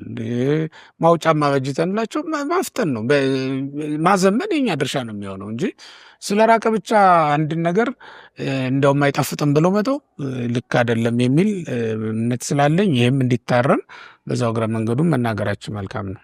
የእንግሊዝኛ ምንጮችን የበለጠ እያከበረ የግዕዝ መጻሕፍትን የሚያንኳስስ ካለ እሱ ካለ መኖሩን በጆሮ ሰምቼ አጋጣሚ አልሰማውም። ካለ ግን እሱ በርቀት ጣሊያን ሳይገባ ዝም ብሎ እንዲሁ ቅኝ የተገዛ ሰው በባርነት ስሜት ውስጥ ያለ ነው። ይሄንን ቋንቋ ተጠቅሞ ግዕዝን ማሳነስ የቤተክርስቲያን ልሳን ያውም እኮ ነጮቹ ያከበሩት ነው። በሌላ ነገር ዩኒቨርሲቲያቸው ትምህርት የሚሰጡት በጣም እንዲያውም ከሌላው ከአፍሪካ በተለየ ሁኔታ እንግዲህ ባለሙያዎች እንደነገሩን የኢትዮጵያ ጥናት የሚል ያለው ከአፍሪካ ተለይቶ በግዕዝ ምክንያት ነው። ቋንቋውና በቋንቋው ውስጥ ያለ የዳበረ ሀብት የተከማቸ ሀብት ስላለ ነው። ብዙ እውቀት ስላለ ቋንቋማ ማንም ሰው ይኖረዋል። ቋንቋው ውስጥ ግን የካበረ ሀብት አለው ስትል ማን እንደ ግዕዝ ነው አፍሪካ ውስጥ። የኢትዮጵያ ኦርቶዶክስ ተዋሕዶ ቤተክርስቲያን ከውጭ በሚመጣው ከነባሩ ቤተክርስቲያን እውቀት ጋር የሚቃረን ከሆነ እንደ ሀገር ልበስ ነው የምንለው እኛ። ግብጽ እንደ ሀገሯ የራሷ ቀኖና ይኖራታል፣ የራሷ አመለካከት ይኖራታል። እኛ ግብጽን እንምሰል አንልም። ሃይማኖቱ አንድ ነው፣ የምንለያይበት ነገር የለም። ቀኖናችን ግን ለምሳሌ እንደው በጣም የተለመዱና ትንሽም ብናነሳ ከነጫማ መግባት፣ ሳይለብሱ ወደ ቅዳሴ መሄድ፣ ዝም ብሎ በስራ ልብስ እንዲህ አይነት ነገር ሊኖር ይችላል ሌሎቹ ጋር። ይህንን እናምጣው ማለት አትችልም። እነሱ ከደረሰባቸው ብዙ ምስቅልቅል ቅድም እንደተባለው ከእስልምና መግባት ጋር ተያይዞም ሌሎችም የፕሮቴስታንቱ የተሐድሶቹ ተጽዕኖም እንዲህ አይነት ነገር አሳርፎባቸዋል። በተለይ ግብጾቹ ላይ፣ ሌሎቹም ላይ እንደዛው የግብጽ ስለሚበረታ እሱን አነሳን እና ምናልባት አንዳንድ ጊዜ እንደዚህ አይነት ነገሮች ካሉ እጅግ በጣም ልንጠነቀቅ ይገባል። እዚህ ያሉትን ምንጮቻችንን ንቆ ሌላውን መውደድ በእንግሊዝኛ የተጻፈው እንዲያውም በዚሁ አጋጣሚ የአብነት ትምህርትን የሀገር ቤት ትምህርት ቴዎሎጂን ደግሞ የውጭ ትምህርት አድርጎ እኔ በጣም የማይገባኝ ነገር እሱ ነው። የቤተ ክርስቲያን ትምህርቶች ከቅዱስ ያሬድ እንዲያውም እሱም ከብሉይ ከአዲስ ነው የሚያመጣው፣ ከአባ ጊዮርጊስ እሱም እንዳልኩት ከተለያየ መጻሕፍት ቃርሞ ነው የሚያመጣው አስማምቶ በራሱ አውድ። ከነዚህ ውጭ በጣም ጥቂት ጸሐፊዎች አሉ ደግሞ ሌሎች ከነሱ ውጭ እንደው አሁን እንደ ሀገር የኛ ምን አለ? አብዛኛው የቤተ ክርስቲያን መሰረት እኮ ሌላ ነው። ምናልባት እንደው ቋንቋው ግዕዝ ስለሆነ ለምን ተተረጎመ ካልሆነ በስተቀር የኛ ምን ነው ምንድነው እንዴ? ይሄ early church fathers የሚባሉት እኮ አብዛኞቹ በግዕዝ የተጻፈ መጽሐፍ አላቸው። እዛ በእንግሊዝኛ ስለሆነ የተለየ ነገር ልናደርገው አንችልም። እና ይሄ ባህላዊ ትምህርት የሚባል ነገር የላትም ቤተ ክርስቲያን። ቴዎሎጂው ይሄ ዘመናዊው ትምህርት ማለት ነው ከአብነት ትምህርቱ ጋራ መስማማት ካልቻለ ችግር አለ። እኛ በአብነት ትምህርት የምንማረው እና የጥንት አባቶቻችን ሐዋርያውያን አበው ሳይከለስ ሳይበረዝ የሰጡንን ትምህርት ነው። ቴዎሎጂው ከዚህ ይለያል እንዴ? በይዘት ደረጃ ምናልባት የተጨማመሩ ከታሪክ ከምን አንጻር ስለሚያስኬድ እጅግ በጣም ጥሩ ሆኖ ከዘመኑ ጋር ተስማምቶ ስለሚሄድ እንወደዋለን። ያኛው በእንግሊዝኛ ስለሆነ የተለየ ነገር አለው ማለት ሌላ ነው። ምናልባት ይኸውልህ አንተ የምትበላበት መሶብ ቀይ ቢሆን እኔ የምበላበት ሰማያዊ ቢሆን እንጀራው ተለያየ ማለት አይደለም፣ መሶቡ ነው የሚለያየው። በትርጉምም የመጣንበትም ከግብጽም የመጣንበት አለ። እንደዚሁም ደግሞ የኛም ሊቃውንት ደግሞ ይጻፉትም አለ። እንግሊዘኛውንም አንጥለውም የሀገራችንንም መጣል የለብንም ነው መልእክቱ። በምን ነገር አንጥለውም አስማምተን እንደውም ቅድም እንዳሉት ሁኔታ ሀገርኛ ልምድ ሰጥተናል። ለምሳሌ እኛ እኮ አንድምታውን ብቻ አይደለም ወይም መጻሕፍትን ብቻ አይደለም ሀገርኛ ዘይቤ ሰጠናቸው። ሰው በሚገባው ነገር እንዲመሰል ያደረግነው መጻሕፍትን ብቻ አይደለም። ከውጭ ከመጣ የውጭውን ባህል የውጭውን ዘይ ከያዘ እኛው ስለ ግብጽ ምንም እናውቀዋለን፣ ስለ ሶሪያ ምንም እናውቀዋለን። ምሳሌው በኢትዮጵያዊኛ ይመሰላል። ከዚህ አንጻር የተመሰለ ነው ለማለት ነው። እንጀራ ዳቦ እንደሚለው አሁን እኛ እንጀራ ብለን ምንለው ሌላ ቦታ ላይ ሌላ ጽሑፍ ላይ ዳቦ ተብሎ እንጻፈ። አረብኛው ደግሞ ሌላ ሊሆን ይችላል። ልክ እንደዚህ ነው። ነገሩ አንድ ሆኖ ቋንቋው ግን የተለያየ ሊሆን ይችላል። በጣም መልካም። ስለዚህ ማዕከሉን የኢትዮጵያ ኦርቶዶክስ ተዋሕዶ ቤተክርስቲያንን ማድረግ አለበት ማንኛውም ሰው ማለት ነው። ትምህርቷን ለሚሰጠው ማብራሪያም ለሚሰጠው መነሻም መድረሻም ሆነ ወደ ቤተክርስቲያኑ ነው ማድላት የሚገባው። እውነት ነው። እኔ በነገራችን ላይ አሁን እኔ አደራ እንደው ምናልባት እንደው ዘመኑ ክፉ አይደል እንዳይሰነጥቁብን እንግሊዝኛ ምንጫ ተጠቀሙ ብለን ደግሞ አሁን እሱን አሳነሰን አኮስሰን የተናገር እንዳይመስል። አይ ለዛ ነው ያነሳነው መሐል ላይ ስትተረጉም አንደበትህ ስታነብ መነጽርህ የኢትዮጵያ ቤተክርስቲያን ትሁን ነው እንጂ ለምን ቁርአን አያነብም? እንዳስፈላጊነቱ የትኛውንም ሊያነብ ይችላል፣ የትኛውንም ሊጠቀም ይችላል። ማዕከሉ ማድረግ ያለበት ግን ሁሉንም አምጥቶ እይታው የኢትዮጵያ ቤተክርስቲያን መምህራን መረዳት እንደውም አንዳንዴ ምን ሲሉ ሰማው እነዚህ ቲክቶክ ላይ የሚያገለግሉ ወጣቶች እኮ እዛ ግብጽ ነው የሚያስቀድሱት ነው የግብጽ ካህናት መነኮሳት ላይና ለምንድነው ይሄንንስ ማትመክሯቸው ምናምን እና እኔ እንግዲህ ያኔ ስንወያይ የሚሄዱበት እኔ መሄዳቸው ጥያቄ ሆኖብኝ አያውቅም፣ ሊሆንም አይችልም። መሄዳቸው ሳይሆን የሚሄዱበት ኢንቴንሽን ነው የሚታየው። እንዴት ነው የሄዱት? እዚህ ያለውን ስጋና ደም አቃለው ነው? እዚህ ያለውን ክህነት ንቀው ነው? እዚህ ያለውን አገልግሎት አይሆነኝም ብለው ነው? እሱ ከሆነ ስተት አይደለም፣ በቃ ስተት ነውና ነገር ግን እዛ ያለውን ነገር በሆነ መንገድ ማወቅ የምንፈልገው መስማት የምንፈልገው ነገር አለ ብለው ወይም ደግሞ እንደ አንዲት ቤተክርስቲያን ቆጥረው ከሆነ ለምን አትሄዱ እንላለን። እንዳልኩት ንቀው ከሆነ ግን ሌላ አደጋ ነው እና የምንቆምበትን አውዳችንን ፍሬማችንን ጥለን ዝም ብለን ሜዳ ላይ እንዳንሄድ የመናገሪያ ፍሬማችን የኦርቶዶክስ ተዋሕዶ ቤተክርስቲያን የኢትዮጵያ ኦርቶዶክስ እሷ መሆን አለባት ማለት ነው። በጣም መልካም። እግዚአብሔር ይስጥልን፣ ቃል ያሰማልን። የተወዳጁ ተመልካቾቻችን ባደረግነው ቆይታ እጅግ በጣም ጠቃሚ የሆኑ ትምህርቶች እንዳገኛችሁ ተስፋ አድርጋለሁ። በእናንተም ስም ለማመስገን ወዳሉ መምህራኖቻችን እግዚአብሔር አምላክ በእድሜ በጤና ይጠብቅልን፣ የቤተ ክርስቲያን አምላክ ይጠብቅልን። እግዚአብሔር ይስጥልን። ተመልካቾቻችን እንግዲህ በዛሬ ነበረን ውይይታችን እዚህ ላይ ያጠናቀናል። በሌላ እንግዳ እስከምንገናኝ የቀንዲል ሚዲያ ዩቲዩብ ቻናሎችን ሰብስክራይብ ያደረጋችሁ ይህንንም መራግብር ደግሞ ለሌሎች ሼር ያደረጋችሁ እንዲማሩበት እንድታደርጉ ለማሳሰብ ወዳለው። በሌላ እንግዳ እስከምንገናኝ ቸርን ሰንብት።